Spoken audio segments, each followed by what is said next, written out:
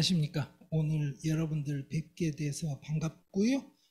좋은 자리에 불러주셔서 감사드립니다. 그런데 오늘 제가 설명해드리고자 하는 주제가 쉽지가 않습니다. 여기 세 번째 줄에 아므리따라는 단어가 나오죠. 무리따라는 단어가 죽음이라는 단어입니다. 그런데 아므리따는 그 반대말이니까 한문으로 번역할 때 불사라고 번역을 합니다. 저 단어를 오늘 설명을 해 드리려고 하는 겁니다. 왜 불사를 알아야 합니까? 이러면 자, 이렇게 생각을 해 보시죠. 붓다가 깨달음을 얻었어요. 뭐 해탈이라고 부르던 깨달음이라고 부르던 어떤 이름으로 부르던 간에 완전히 새로운 경험을 했습니다. 그런데 다른 사람을 만났을 때 자신이 했던 경험을 뭐라고 설명을 해야 될까요? 의 문제가 심각해집니다. 그래서 여러분들 일반적으로 아시는 에피소드가 붓다가 깨달음을 얻고 나서 처음으로 우빠가라는 그 수행자를 만나는데 그 우빠가라는 수행자가 당신 낯빛이 밝다 이렇게 이야기를 하고 당신 스승이 누구냐 이렇게 물어봐요. 그런데 붓다가 대답을 뭐라고 하냐면 내가 아므리따를 얻었다라고 대답을 합니다. 그러니까 붓다가 자기가 도달한 경지에 대해서 맨 처음으로 불렀던 이름이 바로 뭐냐면 아므리따예요. 그러니까 그 당시 상식적으로 자기가 도달한 경지를 부를 수 있는 최고의 이름이 아므리따였어요. 그러다가 나중에는 이제 니르바나라는 말을 자기가 이르렀던 경지에 대해서 쓰기 시작합니다. 이 아므리따 이야기를 오늘 말씀을 드리려고 하니까 굉장히 빡빡해요. 그래서 제가 아주 빡빡하게 설명을 해야 되는 상황에 되면 흔히 드리는 설명이 있어요. 뭐냐면 난지도 이야기부터 시작을 합시다. 그게 아마 80몇 년도였는데요. 그때는 종이신문을 많이 봤습니다. 그리고 종이신문 맨 뒷면에는 TV 프로그램이 나오고 그 앞으로 넘기면 그 가십거리 자그마한 기사들이 많아요. 뭐 실종된 사람 찾습니다 이런 작은 광고들도 있고 거기에 아주 짧은 기사가 하나 났었는데 제가 그 기사를 정확하게 지금도 가끔 생각합니다. 무슨 기사였냐면 난지도가 그 당시에는 폐기물 쓰레기 하치장이었습니다. 그래서 계속 쓰레기가 쌓여가고 있었어요. 그곳에 서울대학교 동양사학과에 그 당시 계시던 민두기 선생님께서 동양사학과 학생들을 갖다 풀어놓고 과제를 줬다는 거예요. 아주 짧은 기사의 내용인즉 뭐냐? 몇백 년 후에 내지는 몇천 년 후에 후세의 사람들이 1980년대를 살던 한국 사람들을 연구할 수 있는 자료로 이 쓰레기터를 찾았을 때 과연 80년대 사람들이 어떻게 살았는지에 대해서 결과를 내봐라. 이게 과제였어요. 그래서 학생들이 그 쓰레기터를 다 뒤졌습니다. 실제로 뭐 여러분들 아시는 뭐 돈왕 석굴도 마찬가지고요. 그 이집트에서도 자료가 제일 많이 나온 것은 다 쓰레기장입니다. 그리고 지금도 저희들이 선사시대 뭐 유적지 이렇게 해가지고 찾게 되는 것도 많은 경우에는 남은 쓰레기들이 있던 곳이에요. 그러면 자, 난지도를 뒤진 학생들이 찾은 결론에 대해서 이런 겁니다. 1980년대 한국에 살던 사람들의 주식이 무엇이었을까요? 뭘 주로 먹고 살았을까요? 난지도 쓰레기 자료에 입각해 보건대. 아이디어가 떠오르시나요? 사실은 뭐냐면 답이 이랬습니다. 라면. 라면이 주식이었어요. 왜? 라면 봉투가 모든 쓰레기 더미에 거의 균일하게 나와요. 아주 많은 종류의 라면 봉투가 거의 똑같은 빈도로 차별성 없이 사방에서 나옵니다. 그러면 자, 학자로서 그것을 뒤진 사람이 내릴 수 있는 결론은 뭐겠어요? 80년대 한국인들의 주식은 라면이었다. 제가 여러분들한테 묻고 싶은 건 이런 거예요. 80년대 한국 사람들의 주식이 라면이 아니었다는 걸 여러분들이 아시니까, 자, 그 쓰레기장에서 주식이 라면이 아니었다는 걸 여러분들이 증명을 하는 방법은 뭘까요?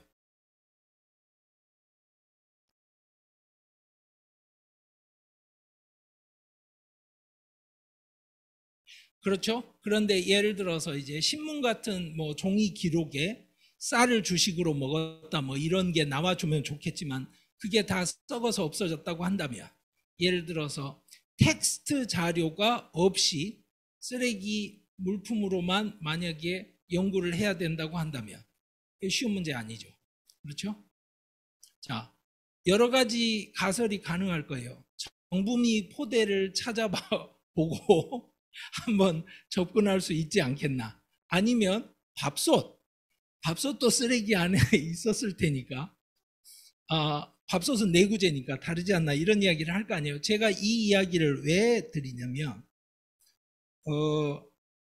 최근 들어서 어떤 분이 저한테 반농담적으로 질문을 하셨어요.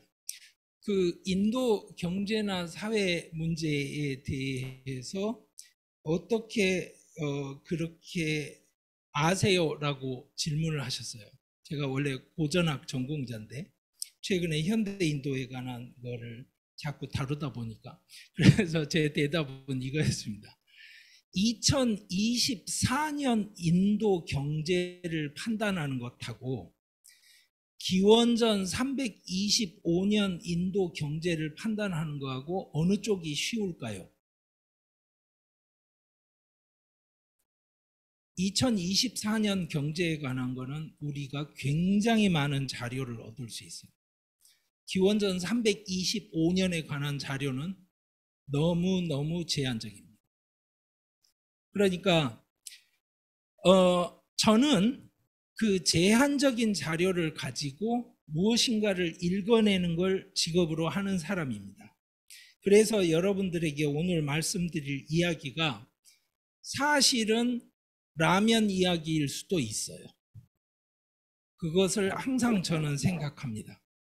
그런데 둘째로 제가 하는 이야기가 실제로 쌀 이야기고 여러분들이 텍스트에서 읽는 이야기가 라면 이야기일 수도 있어요.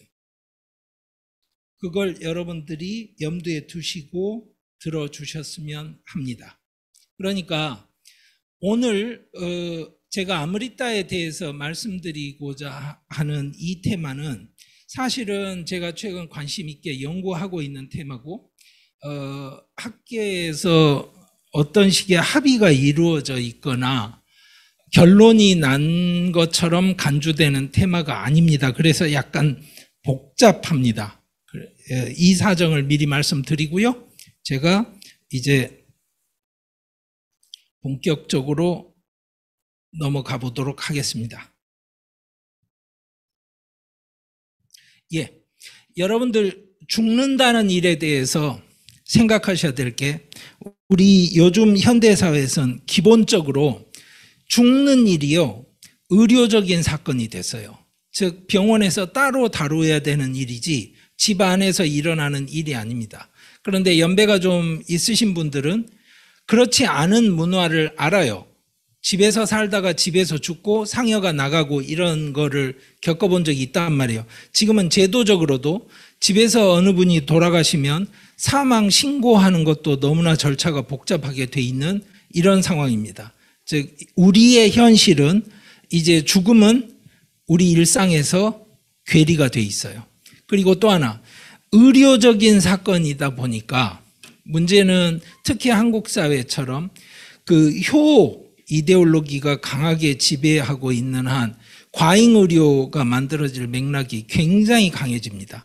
그러니까 돌아가시는 분이 실제로 편하게 돌아가시게 해주는 선택인지에 대해서 묻기 전에 우선 자식된 도리로 돈을 묻지 말고 살려야 된다. 라는 그 강박관념 굉장히 강하게 작용을 합니다. 그리고 사회적인 압력도 굉장히 강해요. 여러분들은 이제 인도에서 장례의식 그러면 대부분 화장하는 이런 의식들을 떠올리실 텐데요. 인도 사람들이 많은 경우에 이게 뭐 옛날부터 기원전 수천 년부터 항상 이래 왔다 이러지만 사실은 아닙니다. 그리고 이 인도에서 현대적으로 지금 다루어지는 장례의식과 죽음의 문제를 약간 설명을 드리고요. 그 맥락을 고대에 왜 그렇게 만들어졌는지 말씀드리려고 합니다. 반 게넵 같은 저 학자가 리트 파사주라고 그래서 통과 의례라고 불렀던 거예요. 어떤 거냐면 여러분들 생각해 보시면 자, 군대에 들어가면 군인이 되고 그 전엔 군인이 아니죠. 민간인이라고 하고요. 자, 태어나야 인간이고 태어나기 전엔 아니고 그러니까 인생에는 항상 어떤 변곡점이 있습니다. 그 변곡점이 아주 중요해요. 그래서 베다 시절에서부터 그 제사 의식은 언제 지내냐면 변곡점에서 지내게 됩니다. 그러니까 사람이 태어났다. 그런 변곡점이죠. 사람이 사람으로 인정을 받을 수 있는 곧 죽을지 모르는 이런 게 아니고 태어나서 이제 저게 사람이 됐네라고 싶어서 그 사람에게 이름을 붙여주는 그때도 변곡점이 되죠. 그리고 큰 변곡점은 뭐겠어요? 당연히 결혼 그리고 죽는 것. 그래서 우리는 이제 이런 거를 경조사 이렇게 해서 행사로 챙기지 않습니까? 결혼하고 죽음은 또 맥락이 다른 게요. 결혼은 우리 공동체, 그러니까 전통사회에서는 여자가 남자 공동체로 들어오게 되니까요.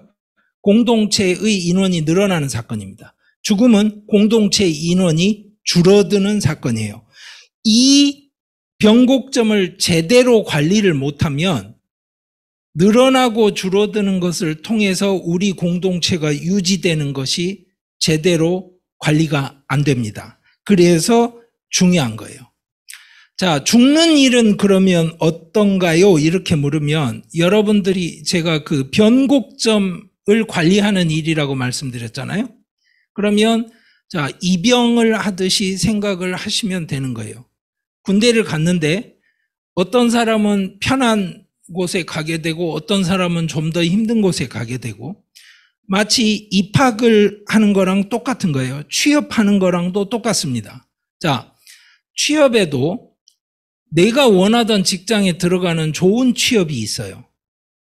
그렇지 못한 안 좋은 취업도 있을 수 있죠. 취업이 안 될 수도 있어요. 그리고 또 하나 이것도 있죠. 취업을 할 때는 안 좋은 취업이라고 생각을 했는데 막상 해보니까 너무나 회사가 잘 발전을 해서 나에게는 최선의 취업이 될 수도 있죠. 그런 방식으로 여러분들이 죽음을 생각하시면 결론은 뭐냐면 죽는 것에도 좋게 죽는 게 있고 안 좋게 죽는 게 있고 그거를 관리하는 방식도 구분이 돼야 되는 거예요. 그래서 자, 힌두교도들이 생각하는 좋은 죽음은 뭐냐라고 하면 이게 이제 오래된 인도 전통인데요. 첫째, 죽는 사람이 의사 결정을 하고 죽는 사람이 준비를 해서 죽는 겁니다. 그러니까 무슨 말이냐면 여러분들이 제사의식을 지낼 때는 그 제사를 왜 지내는지 거기에 맞는 게 뭐가 필요하고 어떻게 지낼지에 대해서 계획을 짜고 정리를 해서 제사를 지내요. 죽는 게 그 방식으로 이루어져야 됩니다. 그러니까 본인이 어떻게 해서 내가 사는 것을 떠나고 그리고 사는 것을 떠나기 전에 내가 떠나고 나서도 남게 되는 내 육체를 어떻게 정리할지. 그래서 대부분의 경우에 죽기 전에 단식을 해서 몸을 비우고 또 죽어가는 과정을 자기 생각대로 조정을 해서 죽어가는 게 사실은 이상적인 죽음인 겁니다. 나중에 아마 여러분들한테 제가 그 예를 하나 보여드릴 거예요. 자이나에 있는 예인데요. 자, 이거는 약간 다른 겁니다. 이제 수만갈리라고 그래서 죽는 것도요 성차별이 굉장히 심합니다. 그래서 인도의 경우에는 수만갈리라는 게 좋은 복을 가져오는 여자 뭐 이런 식으로 이해하시면 됩니다. 저 뭐냐 좋은 죽음을 맞는 여자를 말합니다. 첫째, 남편보다 먼저 죽어야 됩니다. 그러니까 남편이 먼저 떠나고 나서 여자가 남으면 여러분들 아시죠? 그 인도 사회의 뿌리 깊은 과부 차별 관행 이런 거. 그리고 죽을 때 남편보다 먼저 죽는데 죽을 때 남편을 위해서 기도를 하고 단식을 하는 과정을 거치게 됩니다. 여러분들 그 기도와 단식, 자기 의식을 가지고 죽고 자기 몸을 정리를 한다.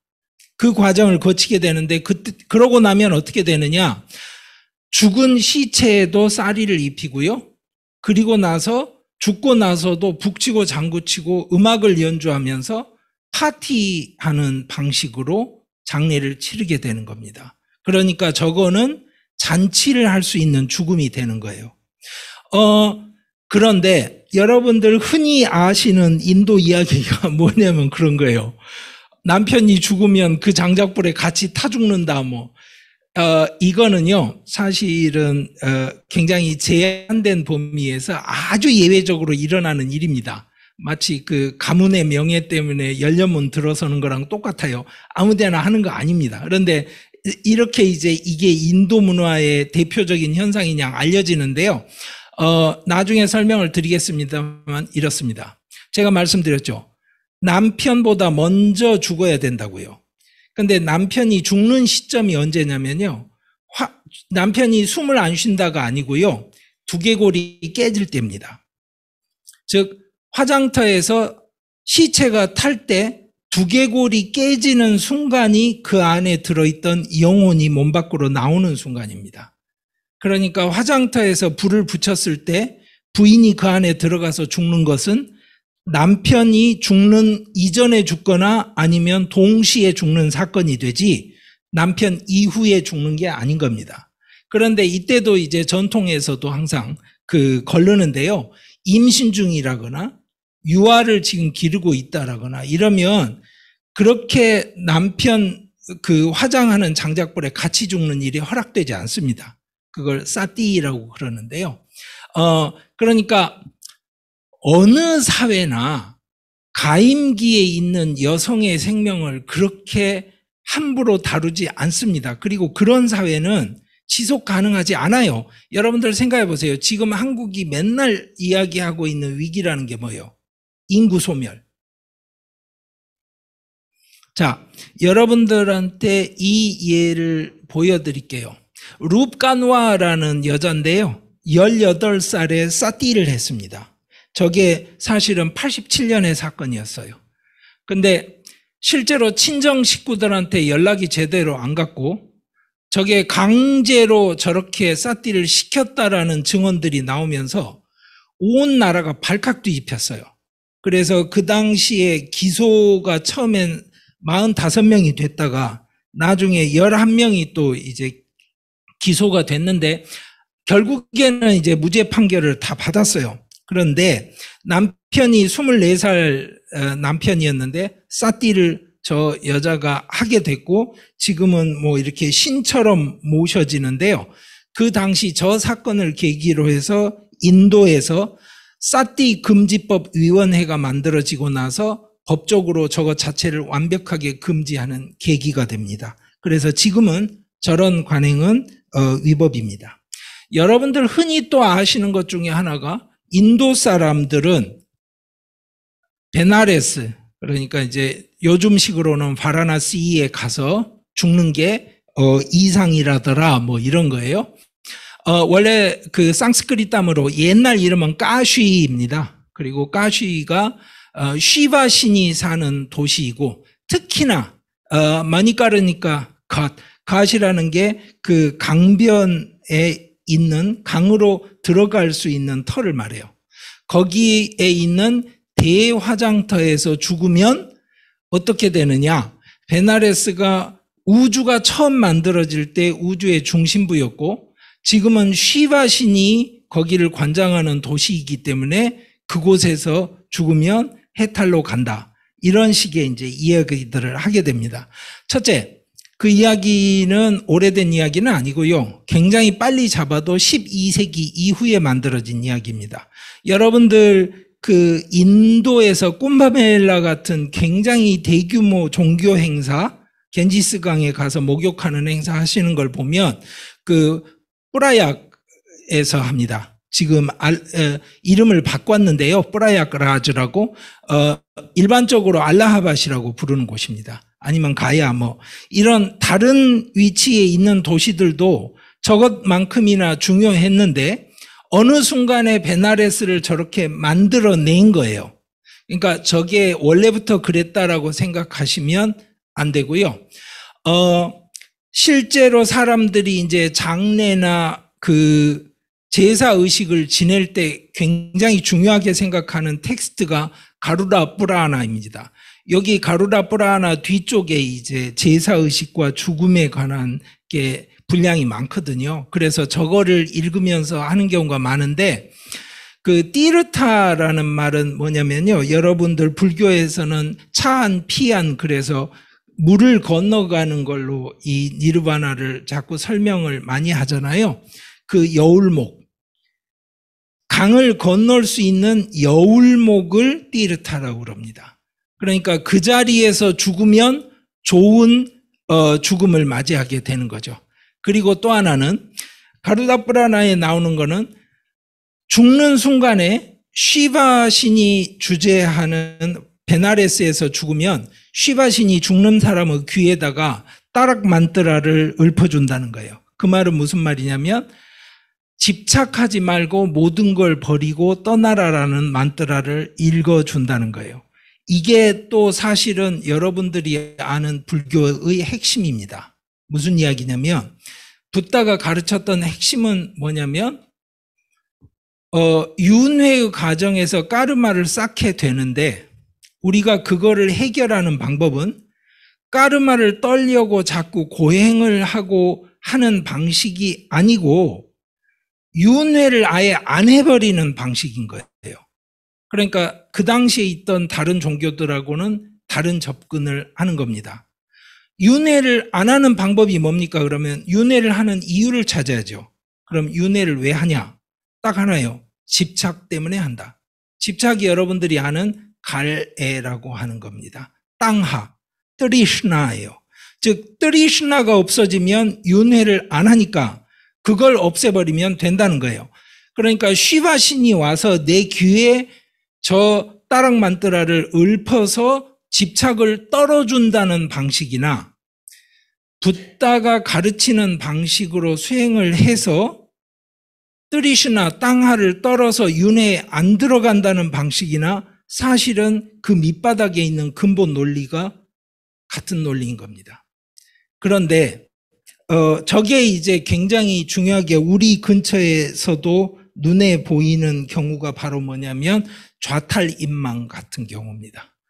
큰 스님들 돌아가실 때 마지막 순간까지 선정 수행을 하는 모습으로 돌아가신다라는 아이디어가 뭐냐면 바로 마지막 순간에도 집착에 흔들리지 않고 죽음을 맞이한다는 뜻입니다.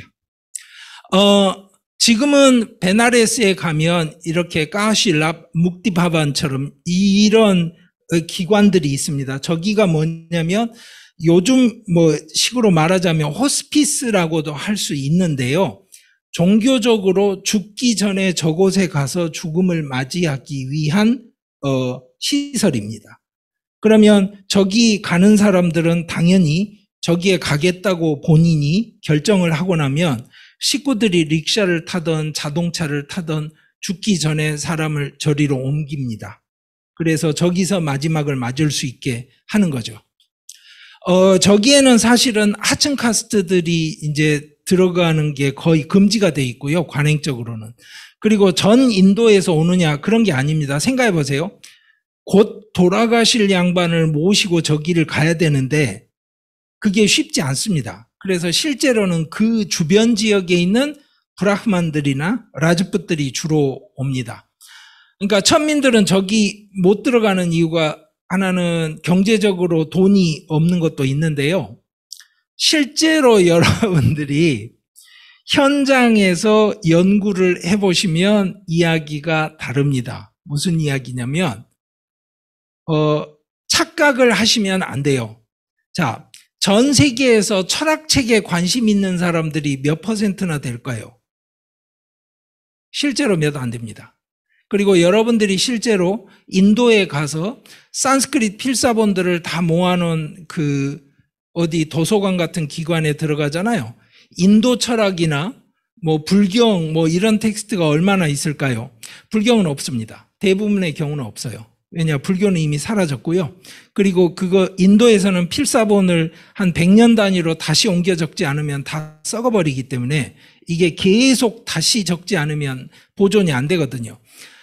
사실 철학 텍스트는 별로 안 됩니다. 제일 많은 건 뭐냐면 인도 의학 텍스트하고요.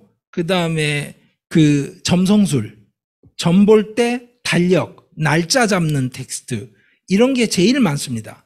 그러니까 모든 사람이 인도에 살면 저렇게 모ksha, 해탈에 관심이 있다고 착각을 하시면 안 되는 거예요.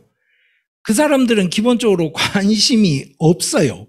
그리고 그 사람들을 실제로 연구를 해보면, 자, 죽어서 모ksha에 간다 그러면 모ksha가 뭐냐라고 물으면 뭐라고 대답을 하냐면 부잣집에 태어나는 것, 지주가 되는 것, 이런 게 모ksha라고 본인들은 이해를 합니다. 그러니까 여러분들 기준으로 모든 사람들이 같은 생각을 할 거라고 생각을 하시면 안 되고요. 자, 저런 베나레스에 있는 죽기 준비하는 기관에 들어가면 그 사람이 나는 저기 가겠다라고 하고 나면 이제 거기 들어가서 뭘 하냐면요. 바이타라니 강을 건너서 야마의 강에 가는 거에 도움을 받기 위해서 사제들한테 소를 선물하는 제사의식을 합니다. 여기서 야마가 뭐냐면 바로 우리가 염라라고 부릅니다. 염라대왕이라는 거예요. 야마가 염라대왕이고요. 염라대왕이 있는 곳은 당연히 죽음의 세계죠. 그 죽음의 세계로 가기 위해서 강을 건너야 되는데 여기 또 재밌는 게 바이타라니라는 또 강이 있어요. 이 강은 무슨 강이냐면요. 우리가 사는 세상과 죽음의 세상을 연결하는 강이에요. 그 강을 타고 가야 그리로 가는 거예요. 아니 그러면 염라대왕 있는 데로 강을 건너간다며 이런 겁니다. 무슨 말이냐면 논리적으로 따져서 만들어진 이야기들이 아니에요. 굉장히 긴 시간 동안 만들어진 이 세계에 대한 이야기들이 층층이 쌓여서 이루어진 것이기 때문에 그게 논리적으로 이론적으로 앞뒤가 딱 맞아서 이루어진 세계관이 아니라는 겁니다. 자, 야마 이야기는 조금 이따 하고요. 그리고 나면 이제 특정한 텍스트들을 계속 하루 종일 암송을 해줍니다. 우리 불경을 독송하듯이. 그리고 나면 매일 사제가 와서 그 죽어가는 사람에게 겐지스강 물을 주고요. 그 다음에 짜란 어므리시라고 그러는데 여기 어므리시 바로 어므리따입니다.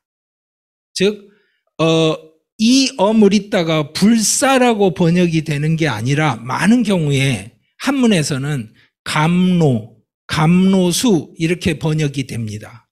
그러니까 발걸음 감로수예요. 무슨 말이냐? 신상을 씻고 나온 물을 말합니다. 그거를 가져다가 줍니다. 아니 불사하고 감로수하고 같은 거예요? 그러면 원래 인도 말은 같은 겁니다. 그 간극을 또 이해하기가 쉽지가 않아요. 자, 이제 염라 이야기를 해보죠. 야마라는 신은 자, 왜 야마가 죽음의 세상을 다스리는 왕이 됐느냐? 이렇게 물으면 제가 이렇게 대답할 수 있어요. 신 중에 최초로 죽었기 때문에 그래요. 그러니까 무슨 말이냐면 맨 처음에 거기에 갔으니까 그 사람이 거기에 왕이 되는 겁니다. 그래서 야마가 왕이 돼서 죽음의 세상을 이제 다스리는데요.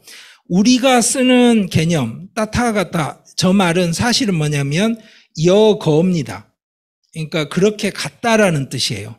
자, 붓다가 아까 말씀드렸던 우빠까를 만나서 그 우빠까가 고개를 설레설레 젓고서 뭐라 그러냐면 하는 말이, 그러니까 이제 그 사람은 붓다가 제정신이 아니라고 생각을 했던 거예요. 믿을 수가 없는 거죠. 그래서 우빠까가 고개를 절레절레 젓고서 하는 대답이 뭐냐면 그럴 수도 있겠죠 뭐. 그러고 그냥 얼른 지나갑니다. 그러니까 도망을 가는 거예요. 빨리 피해요. 그 상황에서 붓다가 했던 결정은 뭐냐면 예전에 같이 고행을 했던 이 친구들을 만나서 그 친구들에게 내가 이야기를 해야 되겠다는 거였어요. 그러면 알아듣지 않을까. 그래서 여러분들이 아는 초전 법륜경의 이야기가 나오는 겁니다. 처음으로 그 옛날에 같이 고행을 했던 그 친구들을 만나서 이야기를 하는데, 그때 첫째로 했던 이야기는, 자, 너희들이 따타가타에게 누구누구 씨, 고타마 씨 이런 식으로 이름을 부르지 마라. 나는 아무리따를 얻었다. 내가 불사를 얻었다. 처음에 그 친구들도 믿으려고 하지 않아요. 그럴 때 이게 그렇게 같다는 겁니다. 무슨 말이에요? 해탈 내지는 깨달음의 길을 그렇게 간 거예요. 그러니까 무슨 의미냐면 그 길을 따라오면 된다는 뜻이고, 야마의 예에서 보이듯이 해탈과 깨달음의 그 세상이 만약에 있다고 한다면 그 세상을 관장하는, 다스리는 신은 붓다인 거예요. 근데 우리들에게는 요즘은 이제 여래로 이해가 되죠. 어떻게 하냐면 따타아가따라고 해석을 해서 우리를 구원하러 오신 분, 이렇게 해석을 하는 겁니다. 이럴 때는 사실은 이래요. 그 해석이 맞습니까? 그러면 사실은 그 해석은 틀린 해석입니다. 그런데 아니 그게 틀릴 수가 있어요. 뭐 이 문법적으로 이렇게 이야기를 하면 제가 이렇게 말씀을 드려요. 문법적으로 가능하지만 그게 틀린 겁니다. 왜냐? 예를 들자면 이래요. 자, 영어로 nice to meet you 이렇게 이야기를 해요. 그러면 한국말로 번역을 뭐라고 하냐면 너 잘 만났다 이렇게 이야기를 해요. 자, 그럼 제가 이제 물어볼게요. 너 잘 만났다가 문법적으로 틀려요? 아니에요. 문법적으로 맞아요. 그런데 한국 사람들은 다 알아요. 너 잘 만났다는 nice to meet you로 쓰지 않아요. 그러니까 무슨 이야기냐면 자연 언어는 저런 식의 그 오해가 가능한 방식으로 형태를 사용하지 않습니다. 그런데 왜 여래로 만들어냈는지가 바로 이제 여러분들이 생각하고 여러분들이 받아들이는 그 불교의 발전 과정이 수백 년간 이루어져 왔기 때문에 그런 겁니다. 저게 우리에게는 전통이고 그게 또 한 번 우리에게 연구의 대상이 되지만 붓다 스스로가 썼을 때의 맥락과는 이야기가 다르다는 뜻입니다. 그러면 자, 목샤, 오케이, 저거를 해탈이라고 해보죠. 자, 생사윤회에서 벗어난다. 이게 죽음하고 어떻게 연결이 됩니까? 이러면 그 당시에 있었던 상식 중에 하나가 저 목샤, 해탈로 가려면요 죽어야 된다고 생각을 했어요. 몸을 떠나야 된다고 생각을 했던 거예요. 여러분들이 이제 나중에 불교 이론에 가고 특히 이제 인도 종교에서도 열반도 무여열반, 유여열반 이러면서 나뉘고 이론을 만들고 이러면서 살아서도 해탈을 하지라는 생각들이 나옵니다. 하지만 그 당시의 상식은 뭐냐면 죽어야 돼요. 그래서 붓다가 깨달았다며 그러는데 허리도 아프고, 여러분들 불경 보시면 흔히 나오는 시작 부분은 항상 누구를 만나서 누가 붓다를 찾아왔는데 이렇게 저렇게 이야기를 시작을 했다. 그런데 그 다음에는 뭐냐면 이거예요. 야, 아나나 네가 해라 이런 거예요. 왜? 허리가 아파요. 앉아있기가 힘드니까. 그래서 안 하니 하는데 안 하니 설명을 막 하다가 설득이 안 돼서 거의 싸우다시피 상황이 되면 붙다가 다시 일어나서 설명을 하고 정리를 하는 과정이에요. 그게 일상적이에요. 그러면 자, 해탈을 얻었는데 허리가 왜 아파요? 이렇게 물으면 바로 그겁니다. 그러니까 몸을 가지고 있는 현실은 과거의 까르마를 가지고 만들어진 거니까 그거는 지금 당장 벗어날 수 있는 게 아니에요. 그러니까 그것까지를 떨어냈을 때 진정한 목샤에 간다는 생각을 하는 거죠. 그래서 우리가 아까 말씀드린 것처럼 부자나 지주나 혹은 성자로 태어난다는 의미가 목샤다 이렇게 생각하는 사람들이 있다는 현실도 여러분들 생각을 하셔야 돼요. 목샤라는 게 우리가 지금 생각하듯이 정해진 방식으로만 사람들이 생각하는 건 아닙니다. 죽음에도 그러면 나쁜 죽음이 있다고 아까 말씀드렸는데 좋은 거 말고 나쁜 거는 아까라 무리띠우라고 그러는데 까라라는 게 시간이에요. 그러니까 제때에 죽지 못하는 거예요. 첫째는 삶을 다 정리하고 죽어야 좋은데 삶을 정리를 못하고 죽는 걸 말해요. 그래서 대부분의 경우는 젊은 나이에 죽거나 또 하나는 사고사를 하거나 그리고 또 하나는 죽는 이유 중에 저주를 받아 죽는 거라고 생각하는 경우가 많았거든요. 그래서 저주 때문에 죽거나 병사를 하거나 또 하나는 임신 중에 죽거나 급사를 하거나 이런 경우는 이제 나쁜 죽음이라고 생각을 했어요. 그러면 나쁜 죽음을 맞은 사람은 자기가 원해서 맞은 게 아니잖아요. 그 나쁜 죽음을 어떻게 해결을 할 건지가 굉장히 중요한 과제가 돼요. 나쁜 죽음을 나쁘게 남겨두면 안 되잖아요. 그러니까 제일 좋은 건 뭐냐면 이렇게 합니다. 예를 들어서 바다에서 사고가 나서 시체도 찾지 못하는 경우가 생겼다라고 하면 가짜로 육신을 만듭니다. 그리고 영혼을 불러서 그 육신에 들어가게 하고 그리고 나서 가짜 육신으로 장례를 치르고 그 가짜 육신을 영혼이 떠나게 해주는 거죠.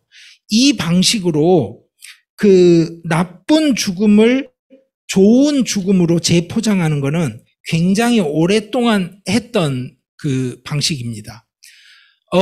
그런데 또 하나, 일반적으로 우리가 생각하기에 나쁠 수밖에 없는 죽음이 있어요. 어떤 거냐면 전쟁터에서 칼이나 활을 맞아 죽는 것. 그런데 이거는 좋은 죽음으로 간주가 됩니다. 왜? 영웅. 전쟁터에서 죽은 비라라는 말이 영웅이란 뜻이에요. 그리고 마하비라가 큰 영웅이라는 뜻입니다. 그거를 번역한 게 대웅이에요. 그래서 대웅전에 들어가는 그 이름의 근거가 되는데 전쟁터에서 죽은 영웅은 그 자체로 나쁜 죽음이 아니에요. 또 하나 지역별로도 편차가 있어요. 이거는 이제 안드라파라데시 같은 데 있는 건데요. 죽은 아기 귀신은 인생을 정리하고 죽지를 못했는데 좋은 죽음으로 간주가 됩니다. 왜냐? 이 귀신이 신이 돼서 사람들을 도와준다고 생각해요. 왜? 아기 귀신은 죽고 나서요. 신의 서열 중에 제일 낮은 자리에 들어갑니다. 그러니까 신 중에 제일 낮은 신이니까 인간들이 가서 만나고 부탁하기에 제일 좋다고 생각해요. 그래서 이 좋은 죽음으로 결과가 만들어지는 나쁜 죽음을 맞은 사람들은 대부분 신으로 신격화돼서 이제 추앙의 대상이 되는 겁니다. 여러분들이 이제 생각하는 게 뭐냐면 죽는 거하고 관계된 부정 타는 거예요. 부정 타는 거. 그 부정 타는 거는 첫째 인도에서 죽는 일에 관해서 오해하면 안 되는 게 사람이 죽을 때 부정 타는 일이 생겨나는 게 아니에요. 언제 부정 타는 일이 생겨나냐면 장례식 때 생겨납니다. 제가 말씀드렸죠. 변곡점을 관리하는 거는 변곡점 자체가 아니라 변곡점에서 이루어지는 제사의식이에요. 여러분들 이걸 생각해 보세요. 겨울 다음에 봄이 옵니다. 그러니까 변곡점이에요. 겨울 다음에 봄이 오는데 겨울이 지나서 봄이 오는 꺾어지는 지점에서 제사를 지내요.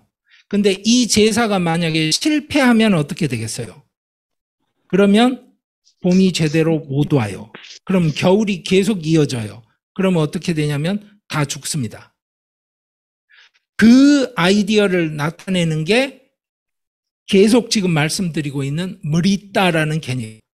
죽음이라는 게 아니고 변곡점에서 해야 할 제사의식이나 관리가 제대로 안 돼서 변곡점이 제대로 터닝을 못했을 때 이루어지는 문제 상황, 이거를 흔히 머리따, 죽음이라고 부릅니다. 그러니까 내가 죽어서 육신을 떠나는 것도 변곡점인데 이 변곡점을 관리를 하는 일은 내가 죽는 것 자체가 아니라 나의 죽음을 가지고 이루어지는 제사의식인 거예요. 그래서 중요한 거는 그 사람이 먼 나라에 가서 죽었기 때문에 객사한 것 자체가 문제가 된다는 게 아니고요. 이런 겁니다. 멀리서 객사를 하는 경우에도 우선은 그 자리에서 화장을 해서 뼈가루를 가지고 올 수 있겠죠, 집에서. 그런데 집으로 가지고 온 뼈가루를 가지고 장례식을 시작을 하면 그때부터 바로 부정 타는 일이 시작이 되고 관리하는 일을 시작을 해야 되는 거예요. 그러니까 지금 인도에서도요, 아주 자주 일어나는 일이 뭐냐면 장례의식이 없이 화장을 합니다. 그러면 저런 위험을 관리해야 될 필요가 없는 거예요. 그러니까 소위 말해서 경제적으로 아주 편해지죠. 그리고 이제 그 순례지에 가서 자기가 죽은 장소를 떠나서 순례지에 가서 거기서 화장을 하고 장례를 치르는 것도 그런 의미에서 관리하기가 좀 더 편한 거죠. 여러분들이 그래서 다음으로 생각할 수 있는 게 뭐냐면 죽는 걸 가지고 죽음을 극복하는 거예요. 전형적인 게 뭐냐? 사띠 같은 경우죠. 아까 설명드렸던 남편이 죽었을 때 본인이 같이 죽어서 죽는 것 때문에 생겨난 문제를 해결을 하는 거예요. 또 하나, 영웅으로 전쟁터에 가서 비라로서 죽게 되면 그 죽음이 나의 나중에 다가올 죽음의 문제를 해결을 해요. 그리고 또 하나, 죽는 사람이 신이 돼버리면 그것도 문제가 해결이 됩니다. 그런데 우리들에게 이제 굉장히 재밌는 거는 바로 뭐냐면 이거예요. 출가자는, 그러니까 인도에서 출가를 한다는 것은 항상 사회적으로 죽음을 맞는 걸 의미합니다. 그래서 사실은 출가자들이 머리를 깎는 거예요. 머리를 깎는 게 뭐냐면 새로 태어나는 상징이에요. 그 유아가 태어날 때 머리털이 없거든요. 그래서 지금도 그 형식 출가라고 하더라도 어떤 새로운 상태로 들어가는 표점을 맞는 의식을 할 때는요, 많은 경우에 인도에서 머리털을 조금이라도 자릅니다. 그러니까 성인 의식을 할 때 아이로서의 인생이 끝나서 죽고 성인으로 다시 태어나는 상황이 되면 머리털을 잘라요, 약간을. 그런 것과 연관이 되는데요. 출가를 하는 상황은 일반인으로서 사는 게 죽음을 맞는 거예요.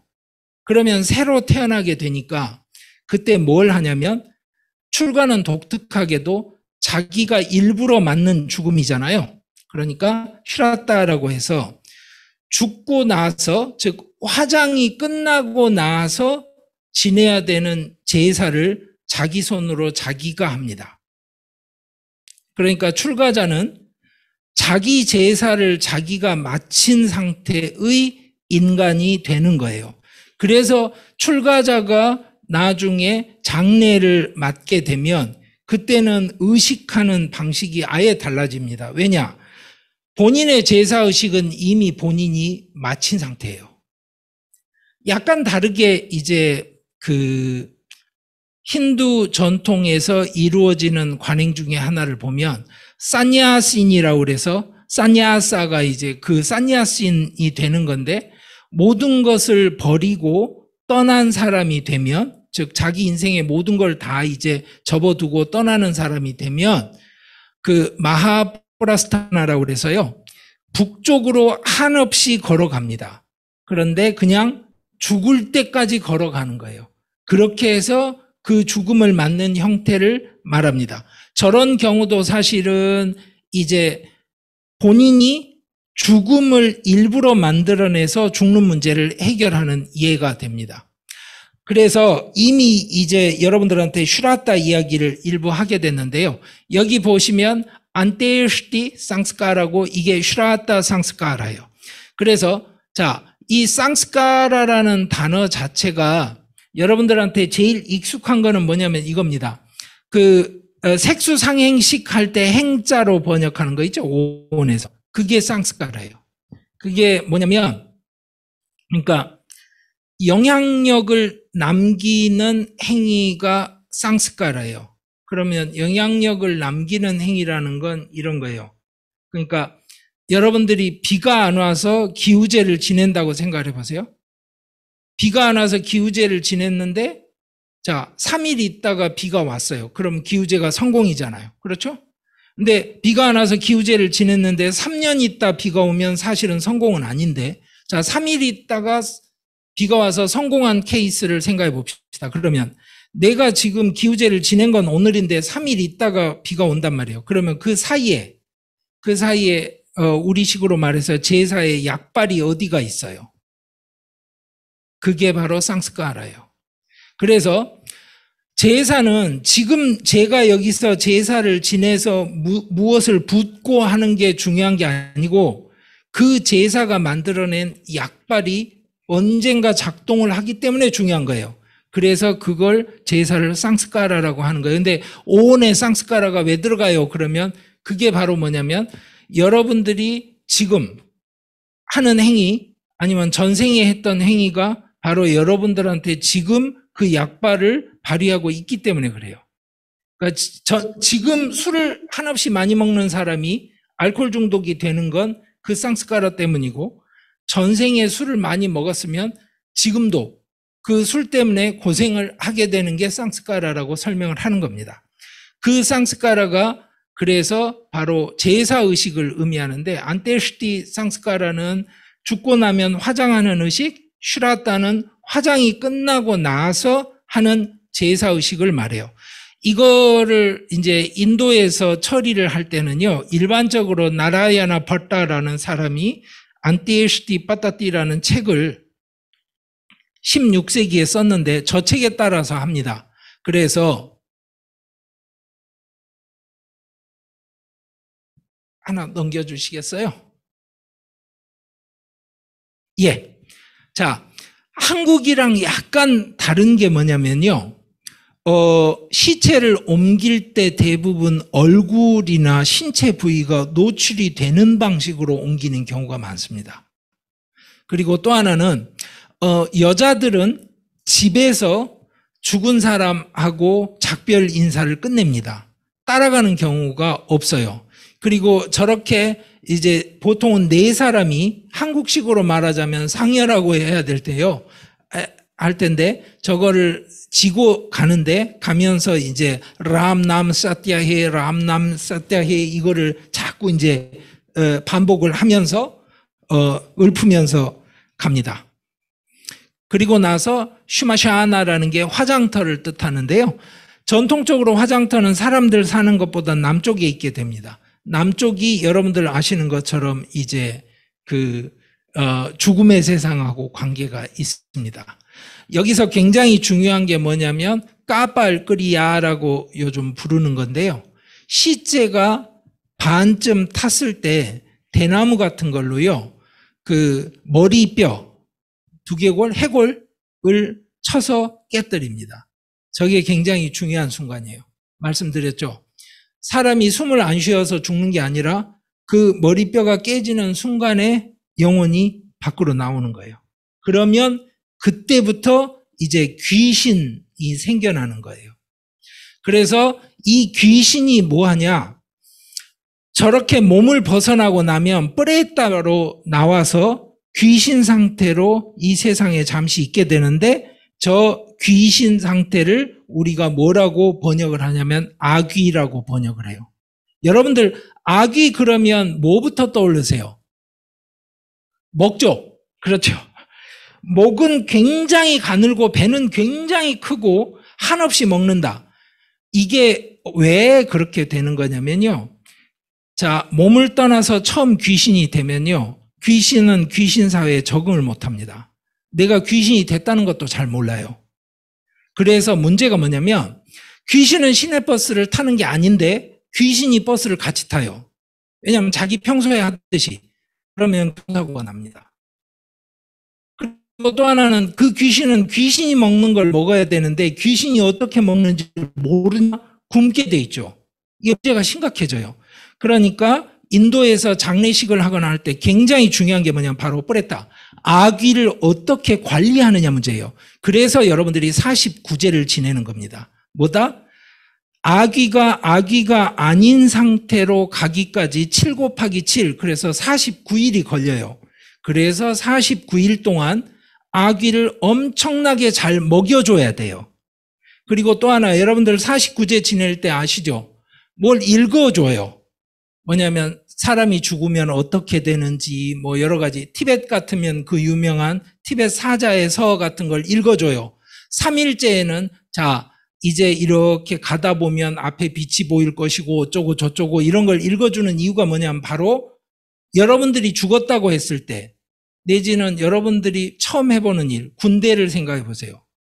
군대 안 가봤는데 군대 처음 가면 뭘 어떻게 먹는지 무슨 일을 해야 되는지를 몰라요. 그걸 다 가르쳐 주는 거예요. 그러니까 귀신에게 귀신으로서 살아남는 방법을 찬찬히 가르쳐 주는 과정을 하는 거예요. 그게 바로 인도식의 아이디어입니다.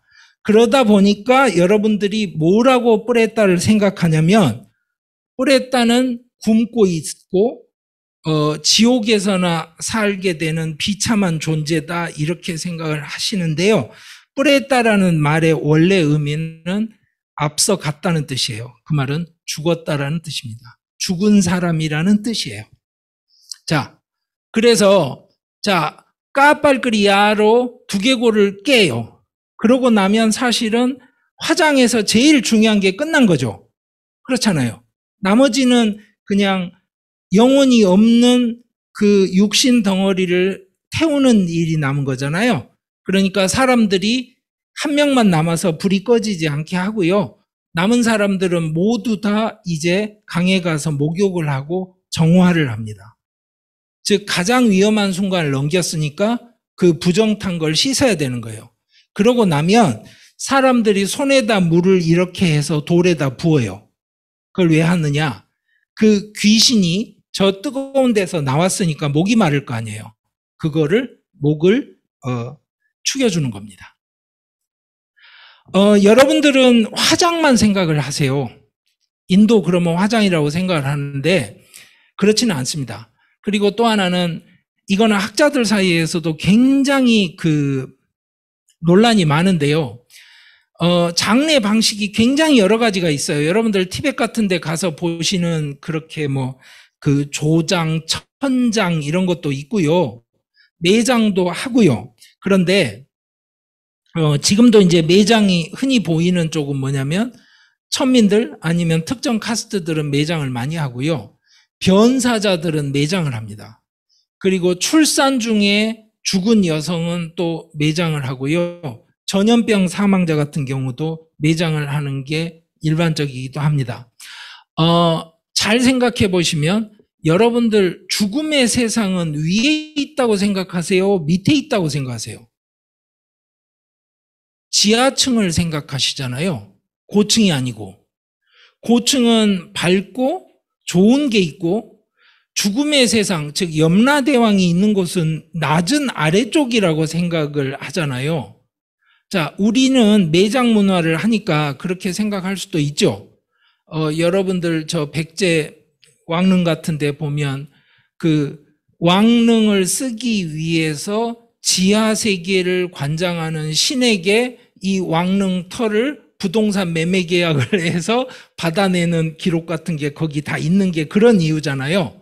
그러면 사실은 불교에서도 지옥이나 뭐 죽음의 세상은 아래쪽에 있다고 생각을 하잖아요. 그러면 아니 화장을 해서 위로 보내는 거 아닌가요? 불교에서 대부분? 뭔가 안 맞잖아요. 이게 역사적으로 인도 안에서도 굉장히 복잡한 겁니다. 그걸 오늘 따지지는 않을 겁니다. 자, 그래서 시체를 가져다가 겐지스강에 직접 담그는 경우들이 있어요. 그럴 때는 이런 겁니다. 부정을 안 타는 경우여야 되겠죠. 그렇잖아요. 부정을 타게 되는 시체가 겐지스강에 들어가는 게 좋지 않죠. 그래서 사실은 출가자들은 제가 말씀드렸잖아요. 출가를 했다는 사실 자체가 본인의 화장의 문제가 아니라 제사의식을 다 끝낸 사람이라고요. 그래서 출가자들은 겐지스강에 시체를 담그기도 했었습니다. 그런데 지금은 위생상의 이유로 인도에서 법률적으로는 금지가 돼 있습니다. 하지만 관행적으로 하는 사람들은 있고요. 자, 여기서 아까 말씀드렸던 슈라타를 다시 설명을 합시다. 화장이 끝나고 나서 제사를 어떻게 하느냐. 자, 10에서 15일 정도를 슈라타를 만드는데요. 그게 무슨 이야기냐면 죽고 나면 뽀레따가 되는 거예요. 아귀가 돼요. 이 사람은 죽어서 아귀가 됐지 지금 조상이 아닌 거예요. 그러니까 뭐 군대식으로 하자면 훈련병인 거지 일병 계급장을 달고 군대에 들어간 게 아니에요. 그 사이에 관리를 굉장히 잘해줘야 돼요. 그럴 때, 자, 뭐 하느냐. 안테르시티라는 게 화장의식이죠. 그거를 하고 나면 핀다를 만들어서 몸을 만들어줍니다. 자, 핀다만 잠시 보고 다시 돌아올게요. 뭐냐, 핀다는 주먹밥이라고 그냥 생각하시면 돼요. 쌀로 만든 주먹밥입니다. 저걸 핀다라고 불러요. 덩어리라는 뜻입니다. 자, 앞으로 한 칸만 넘겨주시겠어요? 예. 그래서 핀다를 만들면, 자, 그 핀다가 바로 뭐냐면요. 그 뽀레따의 새로운 육신인 거예요. 저 쌀덩어리가. 그러면 그 육신을 이제 관리를 하는 일을 제사로 시작을 하는 겁니다. 그럴 때 부정에 대해서 제가 말씀드렸죠. 조심해야 돼요. 즉 뽀레따하고 연관되는 사람들은 조심해야 되는데 친척일수록 그리고 특히 상주 이런 사람들은 굉장히 조심해야 돼요. 그래서 첫째 부엌에 불을 끕니다. 부엌에 불을 붙이지 않고요. 하루에 한 끼만 먹는다든지 또 하나는 침대라고 하는데요. 그게 아니고 이거 생각해 보세요. 흙바닥에 집이 있는데 흙바닥에 뭘 깔아서 자리를 만들고 거기서 누워서 자는 걸 생각하시면 됩니다. 거기서 자면 안 돼요. 그리고 또 하나는 이제 편차는 있는데 죽은 사람 집에서 3일 동안 혹은 하루 동안은 요리를 하지 않습니다. 그 말은 무슨 말이냐면 그 이웃들이 뭘 좀 챙겨서 가져다 줘요. 예, 핀다 보셨죠? 저 핀다를 가지고 어떻게 하냐면 핀다를 만들어서 핀다에 깨가 든 물을 조금 뿌려요. 그걸 날마다 합니다. 그걸 왜 하느냐? 그 핀다가 죽은 뽀레따의 육신이라고 말씀드렸잖아요. 그 육신이 아이가 임신 중에 자라듯이 자라는 거예요. 머리부터 발끝까지 다 자라나는데 얼마 걸리느냐? 열흘이 걸려요. 그러니까 열흘 동안은 계속 물을 뿌려주죠. 그러면 열흘이 지나면 죽은 육신이 이제 새로 핀다로 만들어지는 게 완성이 되잖아요. 그러고 나면 그때 남자들이 가서 목욕하고 이발하고 하면서 이제 지금까지 있던 부정을 털어내는 겁니다. 그래서 11일에는 제사를 지내요. 그리고 브라흐만들, 사제들을 불러서 잔치를 합니다. 왜냐? 이 사제라는 게 바로 뭐냐면 여러분들 이렇게 생각하시면 돼요. 사제는 집에 사는 출가자다. 그러니까 브라흐만이라는 건 집에서 일상생활을 하는 출가자다라고 생각을 하시면 돼요. 그러면 그 말은 무슨 말이냐면 사제는 죽은 사람들하고 친구인 거예요. 그러니까 사제는 죽은 조상들의 친구예요. 그래서 그 사람들을 모셔다가 잔치를 합니다. 그래서 저거를 이제 서빈리 꺼러나라고 그러는데, 한국말로 굳이 번역하자면 조상 만들기라고 할 수 있는데요. 무슨 뜻이냐면, 죽은 귀신이 아직 귀신으로서 제대로 자리를 못 잡아서 조상이 못 된 거예요. 그런데 이제 뿌레다가 조상으로 자리를 잡는 단계에 접어든 겁니다. 그래서 요즘은 대부분 12일 후에 끝내요.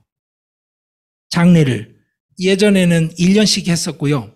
그런데 아니, 귀신이 조상세계로 들어가는 거랑 우리랑 왜 그 부정을 타고 조심스럽고 하게 되냐면 바로 그게 변곡점이라서 그래요. 잘 생각해 보세요. 나중에 한번 보여드릴 텐데요.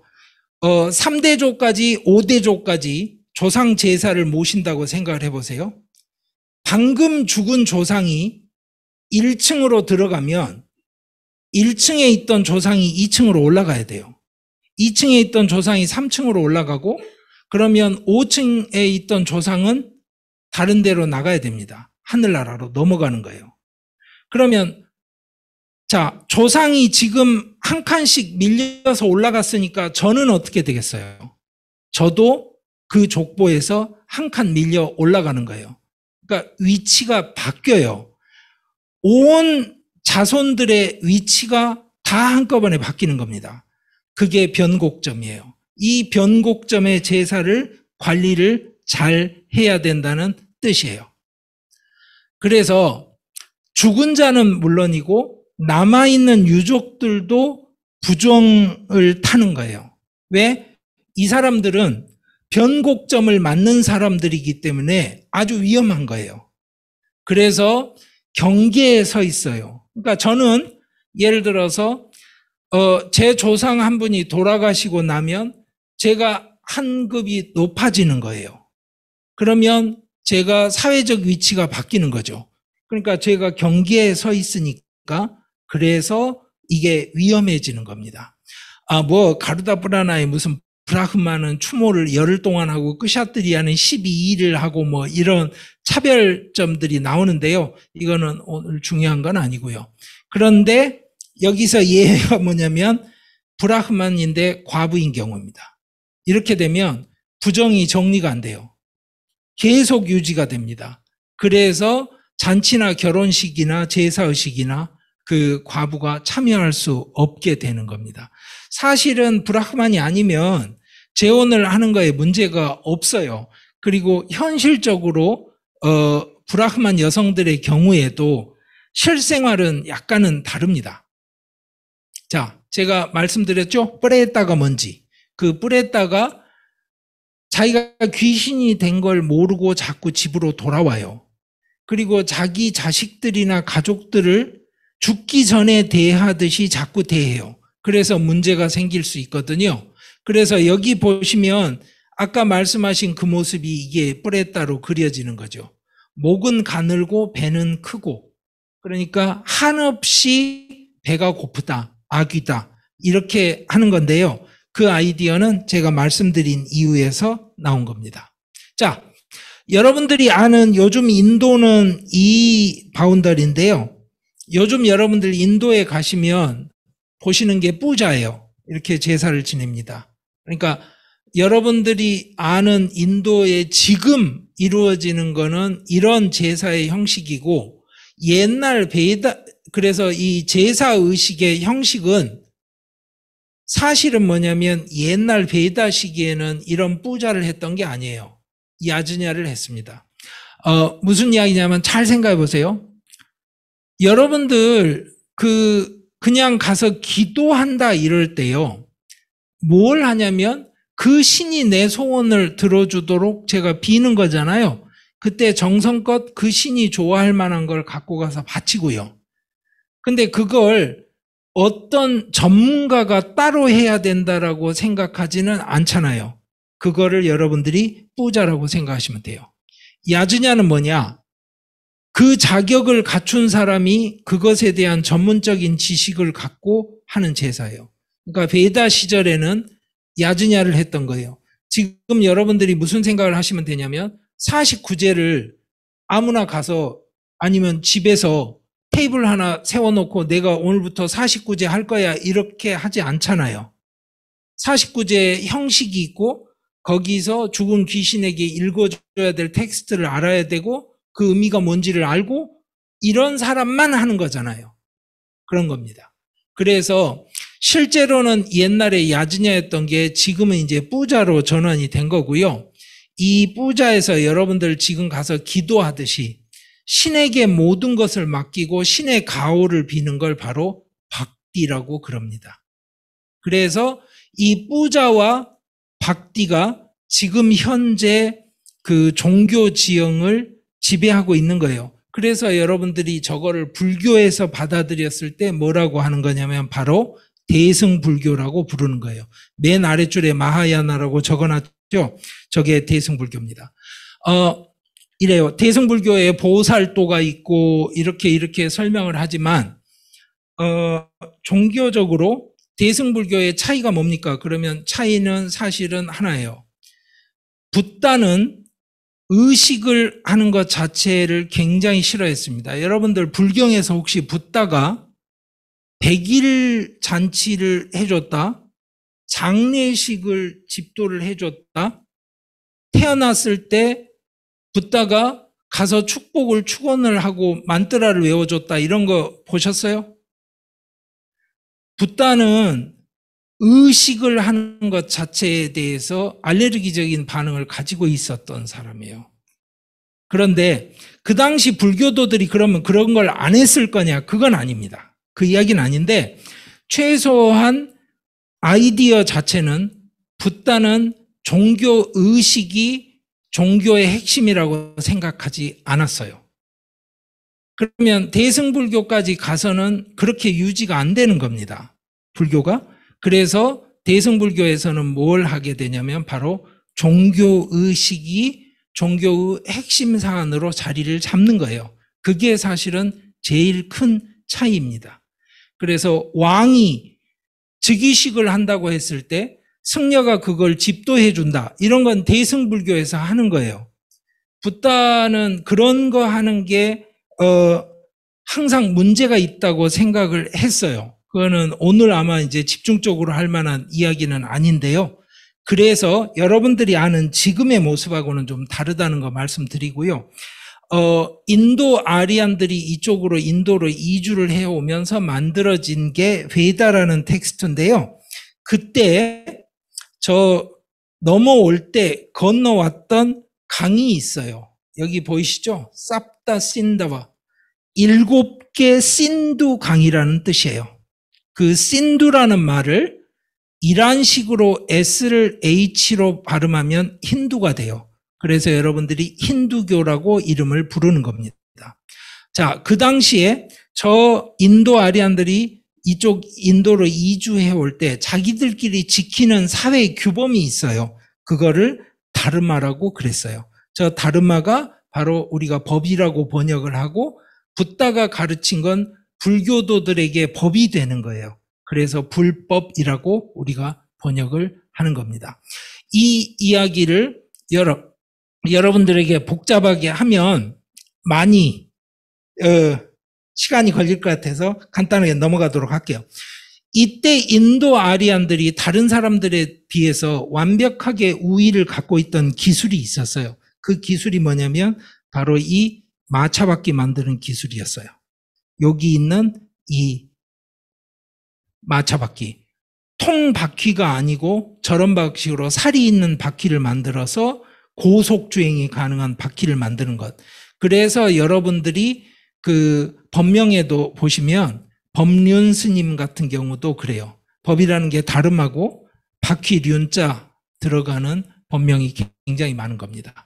그래서 여러분들이 그 마차바퀴 심벌을 굉장히 자주 보게 돼요. 불교 전통에서도. 이것도 전부 이제 마차바퀴 그 기록들이고요. 그 당시에 인도에 그러면 살던 사람들은 없었냐? 있었죠. 그 사람들이 이제 인더스 문명을 만든 사람들인데 이 사람들이 가지고 있던 세계관이 함께 섞여요. 그래서 만들어진 종교가 여러분들이 아는 이제 베다 그리고 힌두교 종교입니다. 여기서 굉장히 중요한 게 뭐냐면 아그니라는 신이에요. 이 아그니라는 단어가 무슨 뜻이냐? 불이에요. 불. 여기 불 피우는 거 보이시죠? 즉 하늘나라로 뭔가 제사의 물건을 보내거나 아니면 메시지를 보낼 때 뭘 사용해야 되냐면 불을 사용을 해야 돼요. 그래서 불이 핵심이에요.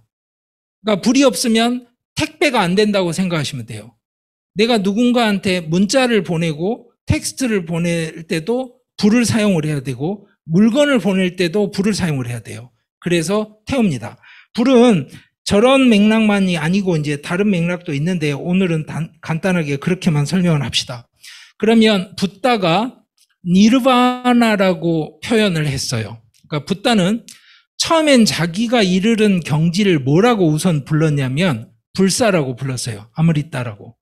그랬는데 나중에 사람들에게 설명을 하다 보니까 점점 나은 사람들이 이해를 잘하는 설명이 뭔지를 보게 돼요. 그래서 붓다가 채택한 이름이 뭐냐면 니르바나예요.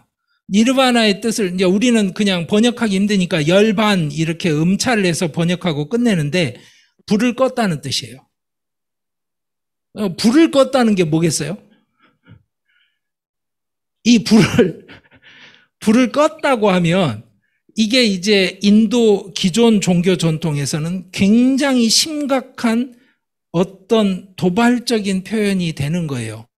그런데 이제 제가 아까 말씀드렸잖아요. 붓다가 생각했던 건 집착을 없애는 거다. 근데 집착을 없애는 방식은 뭐다? 붓다가 설명을 했던 건 장작을 넣지 않는 방식으로 집착이 없어진다. 그러면 집착이 만들어지는 장작은 뭐냐? 장작이 셋인데 그걸 여러분들이 이제 삼독이라고 배우는 거예요. 라가, 드베샤, 모하. 좋아하는 게 있고 싫어하는 게 있고 좋아하는 거 싫어하는 거에 한번 눈이 멀면 아무 생각도 못하게 되는 상황을 모하라고 그래요. 그러니까 라가, 드베샤, 모하가 바로 집착을 만드는 장작이에요. 그러니까 붓다가 자기가 설명한 니르바나에 가는 방식은 뭐다? 그 니르바나의 상태는 불이 꺼진 상태예요. 집착이 없는 상태인데 그걸 끄는 방법은 물을 부어라는 게 아니고 장작을 넣지 마라. 일반적으로 힌두교 전통에서 쓰는 제사의식 중에 가장 많이 쓰는 그 곡물이 소마라는 이 물이에요. 즙이에요. 즙이 무엇의 즙인지 아직도 밝혀지질 않아요. 그런데 이제 약간 그 마약 같은 환각 기능이 있는 걸로 알려져 있는데요. 여러분들 인도 그 의학 전통에 대해서 조금 관심 가지고 계시면 인도 의학에서 하는 이야기는 바하타, 삐따, 까파 이래가지고 뜨리 도샤라고 그래서 체액이 세 가지가 있는데 밸런스가 깨지면 사람이 아프다. 그래서 밸런스를 맞추면 된다. 뭐 이런 식의 세 가지로 몸이 이루어진다. 이런 설명을 하는데요. 이거는 그리스에서 들어온 모델입니다. 그 체액 이론이에요.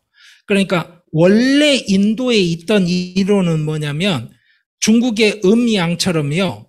아그니와 소마예요. 여기 소마가 물이죠. 아그니는 불이에요. 즉 물하고 불 사이의 밸런스를 맞춘다는 게 원래 인도 이론입니다. 그래서 여러분들이 인도 의학이나 요가 공부를 하시다 보면 그 세 가지 체액에 관한 이야기가 이해가 안 돼요. 왜 이해가 안 되냐면 보세요. 원래 인도에서 생각하던 화수 두 가지가 있고 여긴 또 세 가지가 있는데 이거를 2 곱하기 3을 하든지 3 곱하기 2를 해서 6개를 만들어 놓으면 편한데 이 둘은 둘대로 이 셋은 셋대로 같이 엉켜 들어가니까 이해가 안 되는 겁니다. 그래서 여러분들 중국에서 음양오행 같은 걸 생각을 해보세요. 그거는 맞춰냈어요. 개수를 곱해가지고. 인도에서는 그 방식을 택하지 않아서 여러분들이 힘든 거예요. 베다 텍스트를 어떻게 전승했는지는 오늘은 설명은 하지는 않을게요. 그리고 또 하나는 그 당시에 붓다가 생각했던 방식의 사회윤리에 대한 이야기인데요. 어떤 방식으로 뭐 붓다가 계급제 카스트에 반대를 했다 이런 식의 이야기들이 굉장히 많기는 한데 정확하게 말씀드리자면 아무 의미 없는 이야기예요. 그리고 더 정확하게 말씀드리자면 헛소리입니다. 왜 그러냐면 생각해보세요. 스님들은 출가를 할 때 사회적으로 이미 사망 신고를 끝낸 사람들이에요. 출가자니까. 그러니까 이 사람들은 카스트가 있을 수가 없어요. 계급이 없어요. 그래서 범납을 따지는 거예요. 스님이 되고 나서 얼마가 지났는지. 그런데 붓다가 그 출가자들 사이에 있으면서 카스트를 따질 게 아니잖아요. 그러니까 붓다는 다른 데 가서 일반인들이 사는 데 가서 카스트 하지 마 이런 식의 이야기를 한 적이 없어요. 그리고 붓다는 그게 관심사가 아니에요. 왜? 그게 직업에 연결돼 있는 전통사회의 길드 조직처럼 작동을 하거든요. 거기 가서 콩나라 판나라 할 일이 아니란 말이에요. 그러니까 붓다의 관심사가 그런 게 아니었어요. 그러니까 출가자들 사이에서 저런 걸 따지지 않았다라는 게 이제 핵심인 거고요. 그래서 자, 여러분들이 아는 베다는 지금까지 전해지는 거는 4개인데요. 사실은 초창기에는 3개였어요. 마지막에 있는 아타르바 베다가 주문들이 많습니다. 그러니까 마술하고 뭐 초능력 일으키는 주문들이 많고요.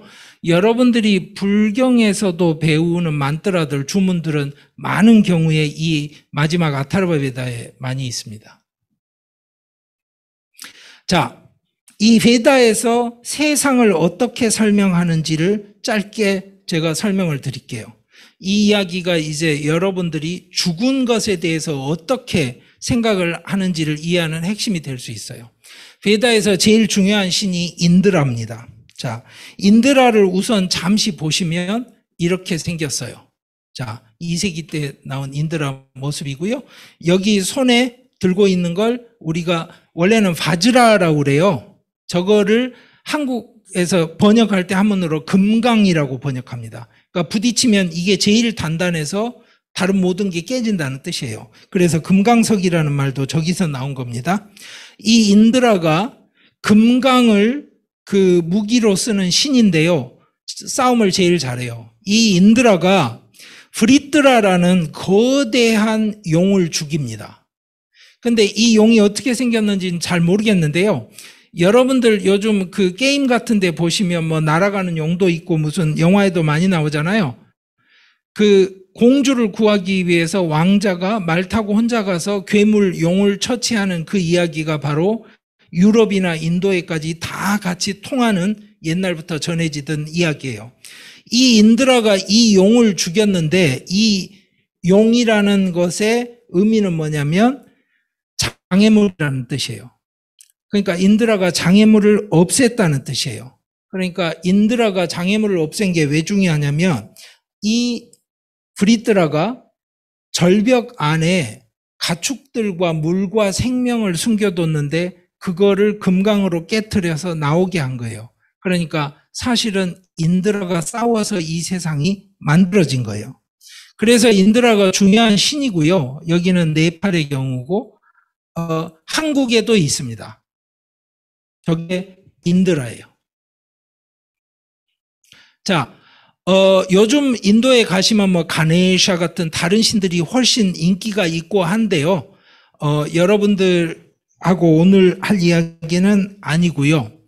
자, 붓다가 고행을 했다가 이 고행을 가지고 정리가 안 된다고 생각을 하던 순간에 전환을 일으켜서 이 붓다가 새롭게 본인이 도달한 경지가 있었던 거예요.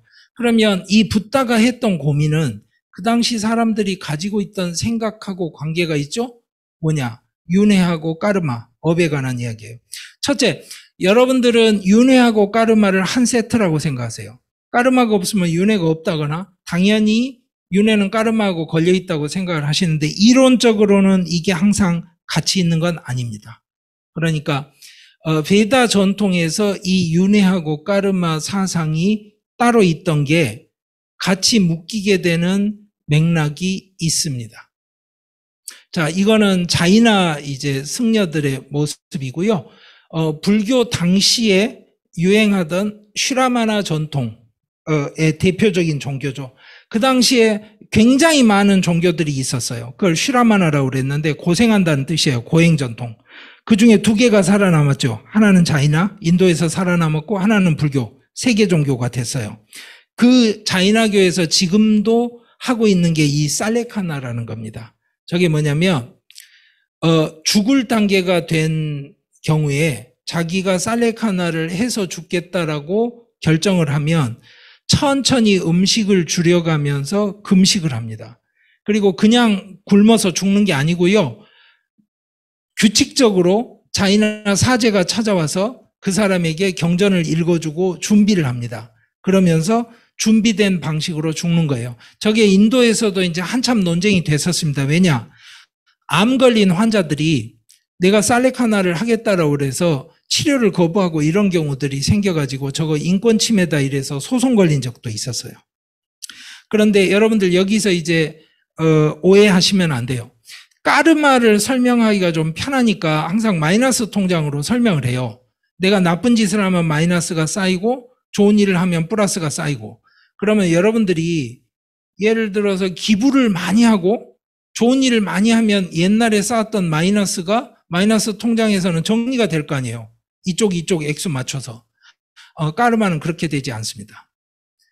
여러분들의 영혼에 검정 알이 붙는 걸 나쁜 까르마라고 그러고 하얀 알이 붙으면 좋은 까르마라고 칩시다. 하얀 알이 제 아무리 붙어도 검정 알이 붙은 만큼은 해결해야 돼요. 검정 알은 그럼 어떻게 해결이 돼요? 여러분이 벌을 받아야 돼요. 고통을 받아야 된다고요. 그게 기본 관념이에요. 그래서 바로 저런 식으로 죽는 겁니다. 그렇게 해서 검정알을 다 털어내는 시도를 하는 거예요. 그런데 붓다가 가르쳤던 건 뭐냐면 검정알이든 하얀 알이든 얼마나 붙어 있든지 간에 윤회에서 벗어나는 길을 택하면 정리가 되는 것이지 저런 짓 좀 제발 하지 마라. 이게 이제 붓다의 가르침이었던 거예요. 그러니까 저런 걸 믿는 사람들은 붓다의 가르침이 사실은 굉장히 잘못됐다고 생각을 하는 거예요. 그리고 붓다는 그래서 아까 말씀드린 그거예요. 집착을 끊어서 윤회 가는 길을 들어가지 마라. 그걸 가르쳤던 거예요. 그게 핵심이니까 저런 식의 그 종교적인 뭐랄까요? 종교적인 관습 내지는 행동에 대해서 그다지 좋게 이야기하지 않았어요. 그래서 여러분들 뭐 이겁니다. 1973년부터 저 사람은 손을 들고 있었어요. 그래서 저거 손이 굳어서 이제 안 내려옵니다. 저게 뭐 저런 예외적인 경우냐 이게 아니거든요. 보시죠. 하나 넘겨주시겠어요? 예. 예. 여기도 보이시죠? 예. 이렇게 사실은 출가자들 사이에서 흔히 있던 것이고요.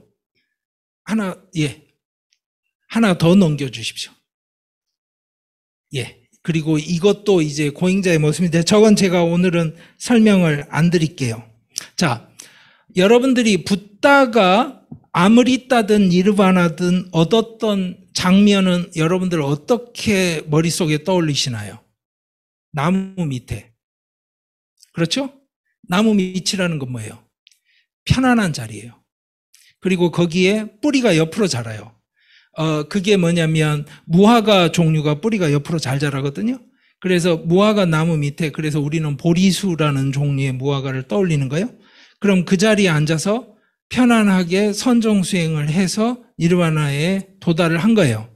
그런데 자이나의 마하비라, 자이나 창시자는 어떻게 깨달음을 얻은 걸로 그림이 그려지냐면 그림 뒤에 꼭 저쪽에 나무가 있어요. 그 말은 나무 밑으로 가지 않아요. 일부러. 왜? 고행을 해야 되니까. 떼약변 밑에 앉아 있는데 선정수행을 하는 자세로 앉아 있는 게 아닙니다. 어떻게 앉아 있느냐? 쭈그리고 앉아 있어요. 우리 그 옛날에 벌 받을 때 오리걸음 하는 자세로. 그거를 소젖자는 자세라고 그래요. 그러니까 거기에 있는 거 앉아서 웅크리고 있는 것 자체가 힘든 자세로 앉아서 깨달음을 얻는 걸로 나와요. 그러니까 이 둘이 아예 세계관이 다른 거죠.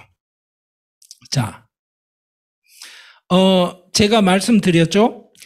베다 시절에는 제사 지내는 게 중요하다. 그래서 소마, 그 액체를 바치는 제사를 지금 남부디리라는 남인도의 브라흐만들이 제사를 지내고 있는 거예요.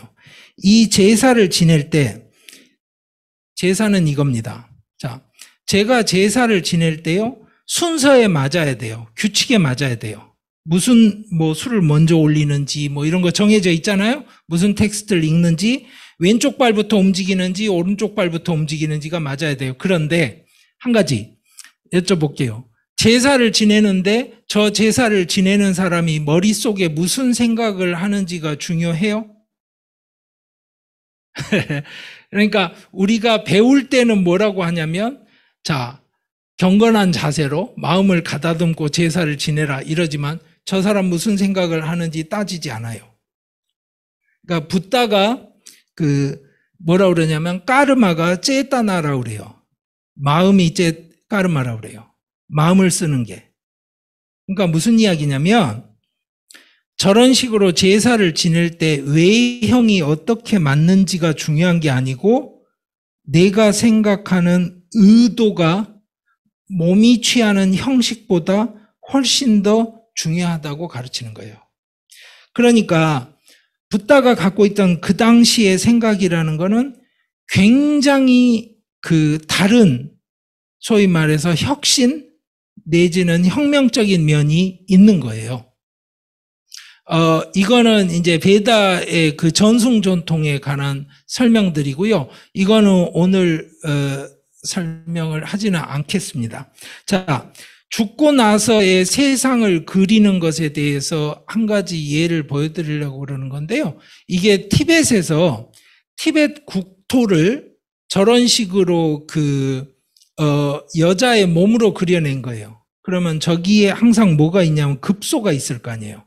그 급소마다 절을 지어서 저 티벳 국토가 평안하게 만들어낸다라는 그림이에요. 그 말은 우리가 생각하는 사람의 몸이 나라의 땅도 되고 우주도 되고 이런 식의 아이디어를 반영을 하는 겁니다. 그래서 이제 시바 신앙 같은 데 가면 링가 요니 이런 것들이 있는데요. 그거는 넘어가고요. 여러분들한테 이것만 하나 보여드릴게요. 지금 조작이, 자, 앞으로 하나만 넘겨주시겠어요? 예. 남인도 사원 구조를 이렇게 여성의 몸에다가 빗대서 설명을 하는 그림들이 있어요. 이게 무슨 전통하고 관계가 되냐면 바로 그 성적인 에너지가 인간의 근본적인 에너지니까 그걸 가지고 해탈로 간다라는 아이디어하고 관계가 있는 겁니다. 예, 다음 칸으로 넘겨주시겠습니까? 예, 이 이야기를 이제 하죠. 뭐냐면 베다에서 세상이 생겨난 것에 대한 설명은, 자, 우선 그림을 다른 건 보지 마시고요. 이것만 한번 보시죠. 온 우주에 물이 가득 차 있었어요. 원래는 물만. 근데 물에서 흙덩어리가 만들어져서 떠오릅니다. 그리고 이 흙덩어리가 산이 돼요. 자, 그런데 이 물 안에서 흙이 만들어져서 산이 되는 과정에서 이 물 자체는요, 사실은 뭐냐면 우리가 물이라고 이름을 부르기도 힘든, 뭐냐면 구분이 안 되는 거예요. 그래서 그거를 케이어스라고 부르기도 하고 여러 가지 이름으로 한문으로 하자면 무라고 하는 거예요. 그러니까 뭐냐면 연기에 가득해서 구별이 안 되는 상태는 거지 없다라는 게 아니에요. 그게 바로 이 우주를 가득 채우고 있는 물입니다. 그 물에서 이 산이 올라와요. 이 산이 올라왔을 때 그 산이 올라오는 것과 마찬가지로 인드라 신이 기둥을 세워서 하늘과 땅을 구별을 합니다. 그게 이제 생명의 나무라고 그래서 흔히 그 종교학에서 다루는 주제인데요. 자, 인드라 신이 하늘과 땅을 갈라놓고 나니까 공간이 생겨서 이제 사람들이 살 수 있게 된 거죠. 그리고 하늘이 만들어지고 나니까 그 다음에 이게 태양과 달이 있게 되고요. 이게 바로 우주가 만들어진 스토리예요. 거기에 대해서 자, 여러분들이 아까 제가 이제 설명드렸던 걸로 돌아갑니다. 무슨 얘기냐? 인생에서 제일 중요한 건 항상 변곡점이다. 이 변곡점을 관리를 해야 된다. 이 변곡점들은 사실은 우주가 옛날에 만들어질 때 생겼던 변곡점들이 무한 반복되는 거예요. 그래서 여러분들이 인도 신화를 읽을 때는 오해하지 말아야 되는 게 첫째는 우주가 어떻게 만들어진지에 대한 역사가 아니에요. 그러니까 인도적인 세계관에서 생각하는 거는 신화는 우주 발생의 역사가 아닙니다. 그리고 저거는 뭐냐면 바로 같은 일이 지금도 반복되고 있다는 것에 대한 이제 그 패턴을 보여주는 거지 우리의 현재가 저걸로 설명이 된다는 건 아니에요. 그러니까 예를 들자면 이렇습니다. 여러분들 음악 그 중에 흔히 그 클래식 음악에서 제일 사랑받는 것 중에 하나가 파헬벨이 만든 카논이에요. 캐논. 딴따라라라라 이렇게 나가는 아시죠? 근데 그 캐논이라는 음악을 생각을 해보세요. 굉장히 다른 그 조로 엄청나게 많은 소리를 섞어서 연주를 하는데 결국에는 한 리듬이 무한 반복되는 거잖아요. 그러니까 멜로디 리듬이나 반주 리듬이 똑같은 게 반복되면서 이루어지는 곡인 거예요. 그 똑같은 반복의 패턴을 보여주는 게 신화입니다. 그래서 자, 태초에는 물만 있었어요. 그러니까 거기서 흙이 올라와서 됐는데 그러니까 누가 만들었다? 그런 건 없어요. 그리고 또 하나. 여기서 그게 맞냐? 그게 왜 있냐라고 물으면 안 되는 거예요. 그렇게 있으니까 그것 자체가 있을만 하니까 있는 거예요. 그 다음에 또 하나 태초에는 구분이나 질서가 없었습니다. 그러다가 태초의 인간이 나타나고 나니까 처음으로 남성하고 여성이 나타나는 거예요. 그러니까 구분이 없었을 때는 아무 상관이 없는데 구분이 생기고 나서부터는 질서가 필요한데 그 구분을 그 만들기 전 단계의 신이 뭐냐면 바로 이제 아수라예요. 여러분들 아시는 불교에 나오는 아수라장이 됐다라는 아수라인데요. 저 아수라가 여러분들한테는 악신이거나 나쁜 신으로 끝나게 되는 경우가 많은데요. 사실은 저 아수라를 좀 이해하는 게 생각보다 중요합니다. 왜냐? 자, 여러분들 인드라 신을 제가 설명을 드렸는데요. 인드라가 왜 어디에서 왔는지 아무도 모릅니다. 근데 인드라가 혼돈 안에서 우주를 만든 것은 아닌데 그 일을 촉발한 것도 사실이고 그리고 나서 산이 떠올랐다고 그러잖아요.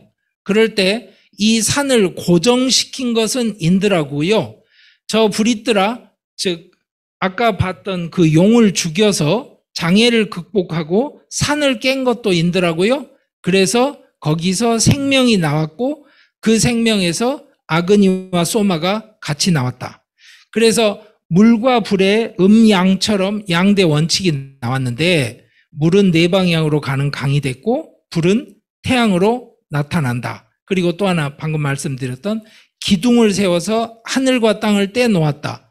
이 이야기를 현대 그림으로 지금 그리느라고 이렇게 좀 난삽해 보이지만 브리트라에서 튀어나오는 이 양극을 가진 생명들 그림을 그린 겁니다. 여러분들이 이 인드라의 사건을 이해해야 되는 거는 한 번에 일어난 사건이에요. 서술은 굉장히 복잡한데 한 번에 일어난 사건이다. 그리고 또 하나는 인드라는 저 사건을 일으키는 데만 개입을 하지 계속 우리 우주에 개입하는 존재는 아닌 거예요. 그래서 이제 베다에 보면 인드라가 있냐 없냐 이런 논쟁도 나오는데요. 인드라가 기둥을 세워서 하늘과 땅을 구별했다는 이야기는 새해를 맞는 행사에 가면 기둥 세운 다음에 7일 후에 강에 갖다 버립니다.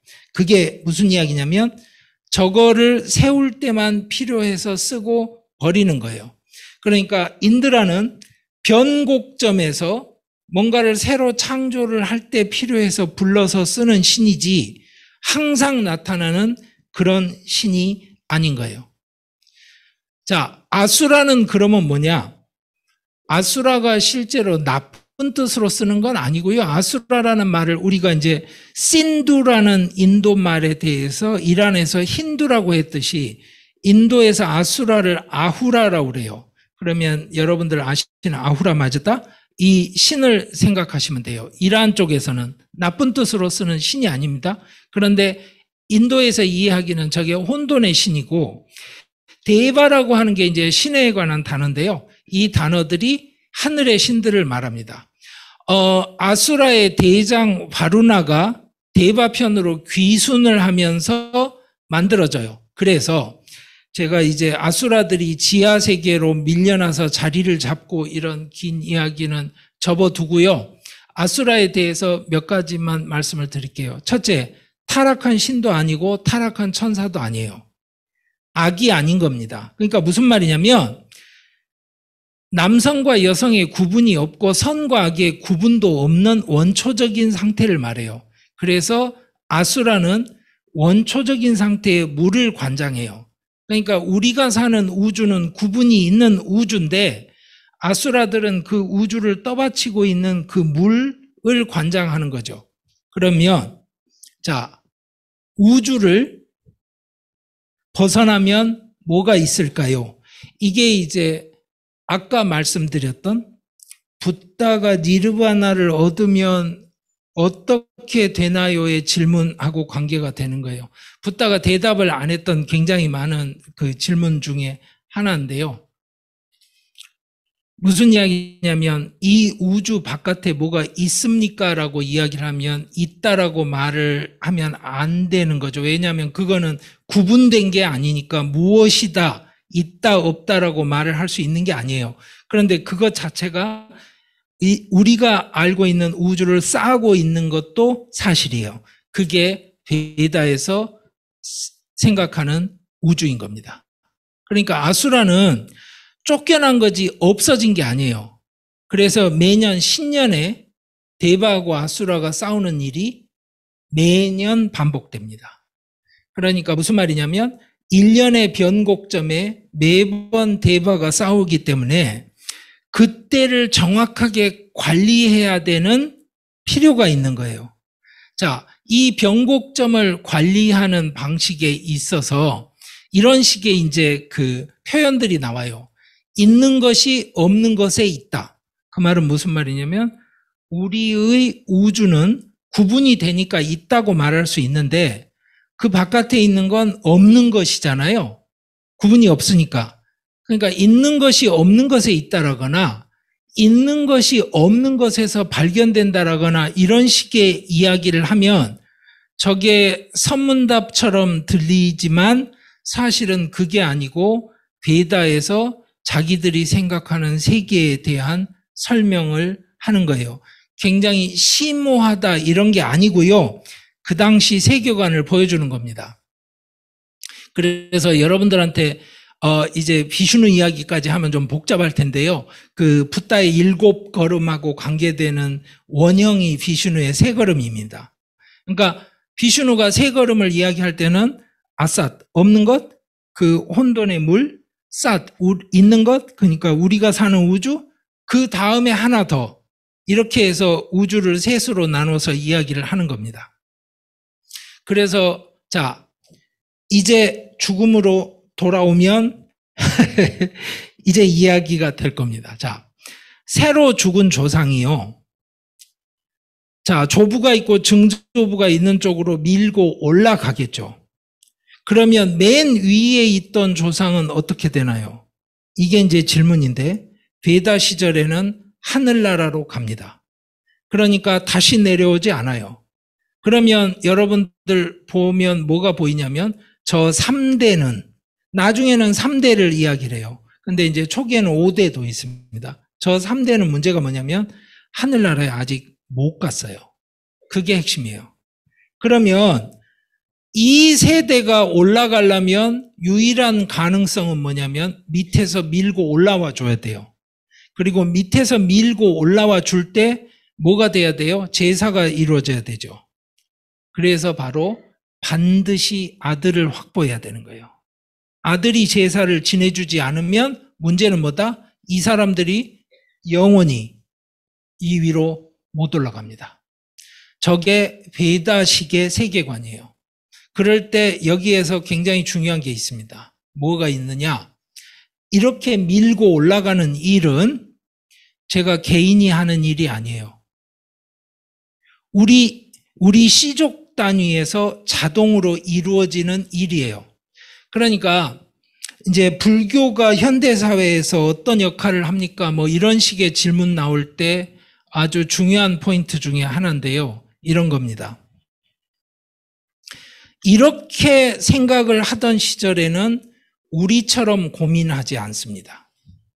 자, 제가 그거를 아마 다른 내용을 갖고 설명을 해야 될 것 같아서 보세요. 이 내용은 여러분들 이제 이해하실 수 있을 거고요. 이겁니다. 저 하늘나라에 올라간 조상들이 밑에서 밀어서 완전히 하늘나라에 가면 끝나는데 그게 안 끝날 수도 있겠다는 생각을 시작을 하게 되면 이게 간단하질 않아요. 왜냐? 자, 보세요. 제사를 지내서 밀어 올려야 되죠. 그러면 하늘나라에 가면 거기는 제사를 안 지낼까요? 거기서도 제사를 지내서 또 죽어서 밀어 올리는 그 위층이 또 있지 않을까요? 이런 생각을 하게 되는 거예요. 그게 굉장히 어려워집니다. 그래서 그 다음에 나타나는 생각이 뭐냐면 달 같은 것의 변화를 보는 거예요. 가득 차 있는 달에 조상신들이 들어가 있는데 초승달이 되면 어떻게 돼요? 달이 좁아지잖아요. 설 자리가 줄어들어요. 그러면 거기 있는 가득 차 있는 조상들 중에 몇은 밀려 떨어질 수도 있지 않을까? 그럼 무슨 또 하나. 자, 제사를 지내서 자손들이 계속 뭔가 먹을 걸 하늘나라에 보내주는데 조상들이 계속 늘어나잖아요. 그리고 만약에 자손들이 어느 날 제사를 못 지게 되는 상황이 되면 그 사람들은 뭘 먹죠? 굶지 않나요? 이런 생각을 하게 돼요. 그래서 그때부터 나타나는 게 여러분들이 아시는 윤회에 관한 생각입니다. 그러니까 처음부터 인도 사람들은 윤회를 생각을 했다 이렇게 생각하시면 안 되고요. 굉장히 나중에 나타난 생각입니다. 저러고 나면 문제가 뭐냐? 저렇게 한 층씩 올라가는 방식으로 해결이 되겠네라는 확신이 없어져요. 이게 굉장히 골치 아픈 상황이 되는 겁니다. 그래서 이제 그 우파니샤드 시기를 지나서 뿌라나가 만들어지고 가우라 뿌라나를 제가 예로 들어드렸어요.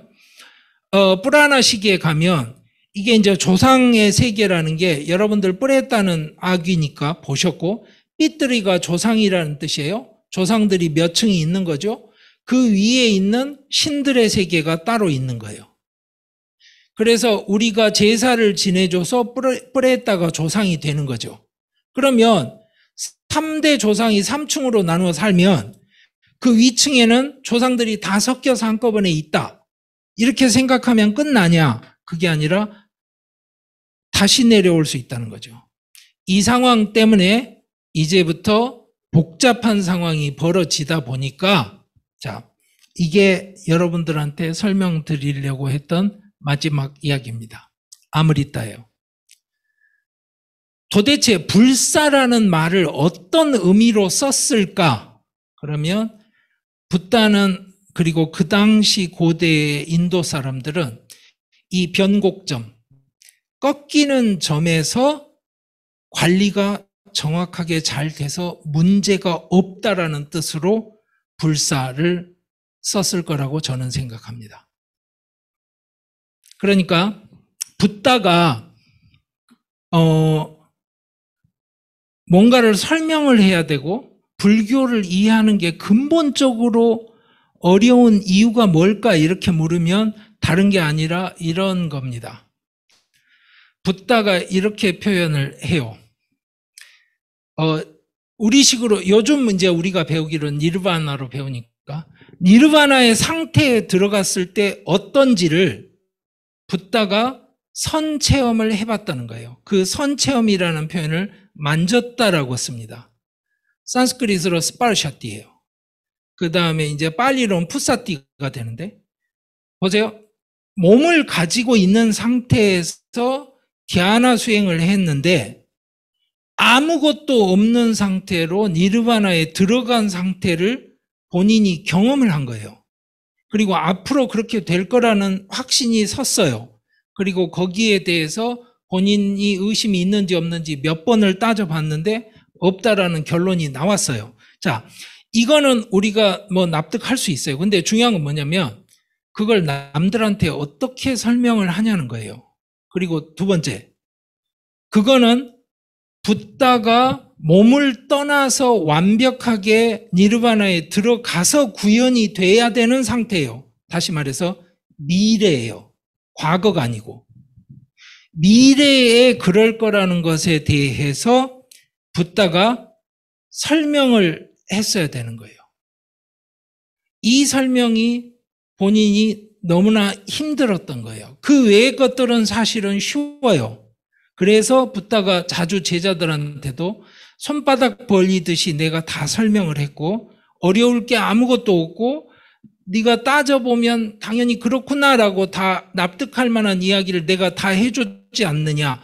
뭐가 이렇게 신비하고 뭐 새롭고 놀라운 이야기 아무것도 없지 않느냐라고 자꾸 이야기를 해요. 거기까지 맞아요.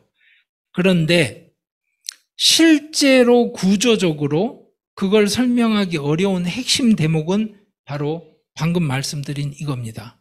본인이 그 어떤 것을 선체험을 했어요. 그리고 그 어떤 것으로 돌아가리라는 걸 알아요.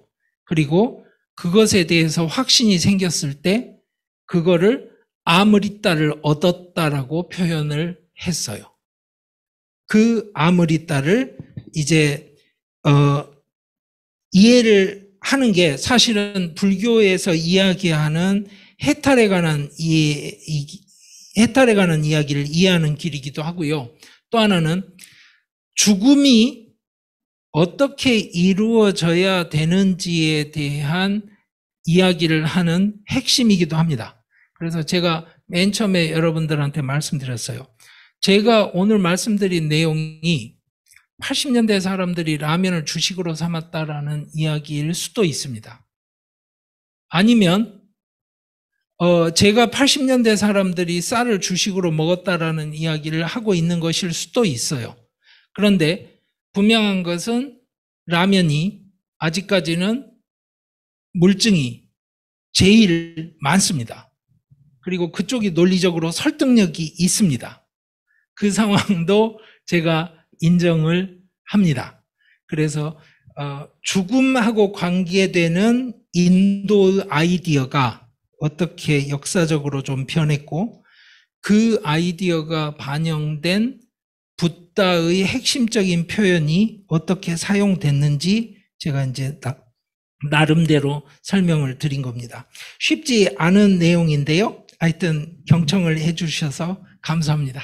예, 여기서 마치도록 하겠습니다. 네, 오늘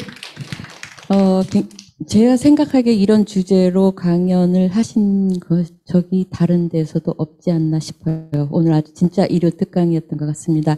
열강해 주신 우리 강성용 교수님께 먼저 큰 박수, 다시 한번 큰 박수 부탁드립니다. 지금부터 질의응답 듣겠습니다. 비대면으로 들어오신 분들은 비디오 켜기 하시고 손 들어주시면 제가 대신 오디오 불러드리겠습니다. 먼저 대면으로 오신 분 중에서 질문 있으신 분 손 드세요. 네, 마이크 좀 부탁드릴까요? 죽음에 대한 의식, 그러니까 살아있을 때 미리 하는 그런 죽음의 의식에 대해서 어떻게 생각하시는지 궁금합니다. 제가 아까 발표를 해드렸지만, 첫째, 인도에서 죽음이 좋은 죽음이 되려면 갖춰야 되는 가장 기본적인 건 뭐냐면, 죽는 사람이 준비하고 결정하는 것이어야 돼요. 그러니까 하다 떠밀려서 내지는 내가 말을 못하고 누워있는 상황이 돼서 옆에 사람들이 이 주사 놓고 이렇게 합시다 해가지고 정리되는 상황이 좋은 게 아닌 거죠. 그런 의미에서 방금 말씀하신 것처럼 실제로 생전 예수제가 작용이 얼마나 잘 되고 이게 기능이 되는지에 대해서 정확하게 잘 알 수는 없지만, 그리고 예를 들어서 그게 어떻게 되는지는 뭐 스님들께 여쭤볼 수는 있지만 본인 머릿속에 깨끗하진 않은데, 그래도 제가 거기에 개입할 수 있다라고 하면 괜찮지 않을까요? 그 질문을 하신 걸로 저는 받아들여요. 첫째, 생전 예수제나 이런 거에 대해서는 그것만 연구하시는 분들이 하셔야 돼요. 제가 정확하게 대답하기가 쉽지가 않습니다. 왜 그러냐면 그게 지장보살 뭐 이런 거 여러 가지 신앙들하고 관계되는데요. 그게 역사적으로는 인도보다는 중앙아시아하고 관계가 있습니다. 많은 경우에. 우란분절 이런 게 그래요. 우란분절이라는 단어 자체가 이제 인도보다는 중앙아시아 단어고 이라서 제가 대답해 드리기는 좀 어렵습니다. 그러니까 그거는 이해를 해 주시고요. 그런데 다른 의미에서 방금 말씀드린 거 있잖아요.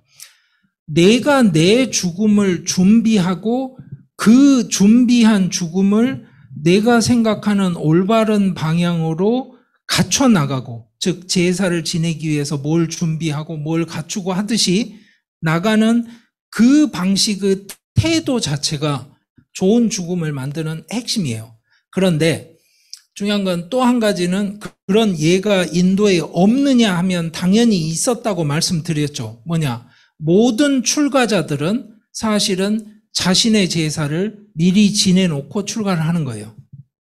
그러니까 그건 아주 오래된 관념입니다. 이때는 제가 출가자라고 말씀을 드렸어요. 왜냐하면 슈라마나 전통 기준으로, 불교 기준으로 말씀드리니까. 그런데 그건 우파니샤드 때부터 있었어요. 제가 브라흐만이잖아요. 그래서 집에서 사제로 지내는 사람인데, 제가 나이가 들어서 죽을 때가 다가오면요, 제가 죽는 의식을 제가 합니다. 그게 이제 후기 우파니샤드 같은 데 많이 나타나요. 그 말은 무슨 말이냐면, 출가 전통에서 자기 죽음을 미리 제사로 정리하는 것 이전부터 이미 우파니샤드 안에 사제가, 그러니까 우리가 말하는 브라만들이, 사제가 이미 자기 죽음을 정리하는 제사의식이 있었어요. 그 제사의식이 아주 무서웠어요, 그 당시에. 왜 무서웠냐면, 제가 불 보여드렸죠. 제사 지낼 때 불. 그 불이 더 이상 제가 이제 죽을 거니까 불을 못 피우잖아요, 밖에. 어떻게 돼요? 내 몸 안으로 들어와요. 그럼 내가 죽으면 불이 꺼지겠죠? 근데 그 몸 안으로 들어온 불이 그 당시에 소위 말해서 제사의 약발로 따지자면 제일 강한 불이 돼버리는 거예요. 왜냐? 바깥에 피우는 불은 하루에 몇 번쯤 피울 수 있을까요? 몇 번 제사 지낼 수 있을까요? 잘 안 되죠. 그런데 내 몸 안에 들어온 불은 제가 숨을 쉴 때마다 제 숨 속에서 살아서 나와요. 이게 여러분들이 요즘 요가 학원 같은 데서 배우는 그 숨에 관한 거하고 몸 안에 있는 불하고 연관이 되는 겁니다. 이게 아주 고대에는 체온이 따뜻한 것이 그거하고 연관이 돼 있고 뭐 이런 아이디어랑 관련이 돼요. 그게 이제 불교에 가서는 수식관, 아나파나사티, 그렇죠? 이 숨을 관찰을 하는 거하고도 연관이 됩니다. 그래서 실제로 죽음에 대해서 내가 능동적으로 맞이하고 내가 준비하겠다는 태도에 대해서는 저는 긍정적이라고 생각합니다. 예를 들어서 장기 기증을 하겠다는 결정을 하신 분들도 그 일부를 그렇게 하신 거잖아요. 내가 죽어서 나의 육신이 껍데기가 됐을 때 나는 사회에 환원하겠다, 이런 결정을 하신 것처럼 그런 문화가 저는 한국에서 관철이 됐으면 좋겠어요. 그리고 그거를 또 한 가지 잊지 말아야 될 것은, 제사의식의 핵심은 뭐냐면요, 바깥으로 하는 겁니다. 아니 제사의식을 그럼 저 혼자 앉아서 이렇게 눈 감고 나는 했다 이러면 되잖아요. 근데 왜 밖으로 하죠? 사회적이니까 그래요. 그 말은 그 죽음을 준비를 하시는 의식을 한다는 뜻은요. 내 죽음을 내가 이렇게 준비하고 있다는 걸 주변 사람들에게도 알려서 같이 준비할 수 있는 기회를 준다는 뜻이에요. 그러니까 제사의식에 대해서 너무 멍청하다거나 부정적으로만 생각하지 마시고요. 아니 옛날에 가족 종교로서 우리가 집에서 육아식으로 제사를 왜 지냈을까요? 더 생각을 해보세요. 그게 다 나 혼자 죽는 게 아니고 나를 만들고 나와 관계를 맺었던 사람들의 관계가 정리되는 과정이 있어야 된다는 사실을 의식해야 된다는 거예요. 그래서 어떤 형식으로든 그 주체성하고 또 하나는 관계성을 고려를 하시고 그런 걸 하시면 좋을 것 같습니다. 이거는 제가 죽음 문제를 다루는 전문가는 아니라서 아주 개인적인 그냥 사견으로 말씀드리는 겁니다. 네, 감사합니다. 큰 도움이 되었습니다. 이것으로 오늘 일요 특강 마칩니다. 오늘 특강 주제와 연결하여서 이번에 교육부에서 승려 인증 연수 교육을 준비했습니다. 죽음 교육 지도자 양성 과정인데요. 여기에 제가불자님도 참여할 수 있습니다. 네, 문의사항 있으시면 1층 사무실로 문의해 주시면 됩니다. 이것으로 일요 특강 마치고 3월 일요 특강에서 다시 뵙겠습니다. 모두 성불하십시오.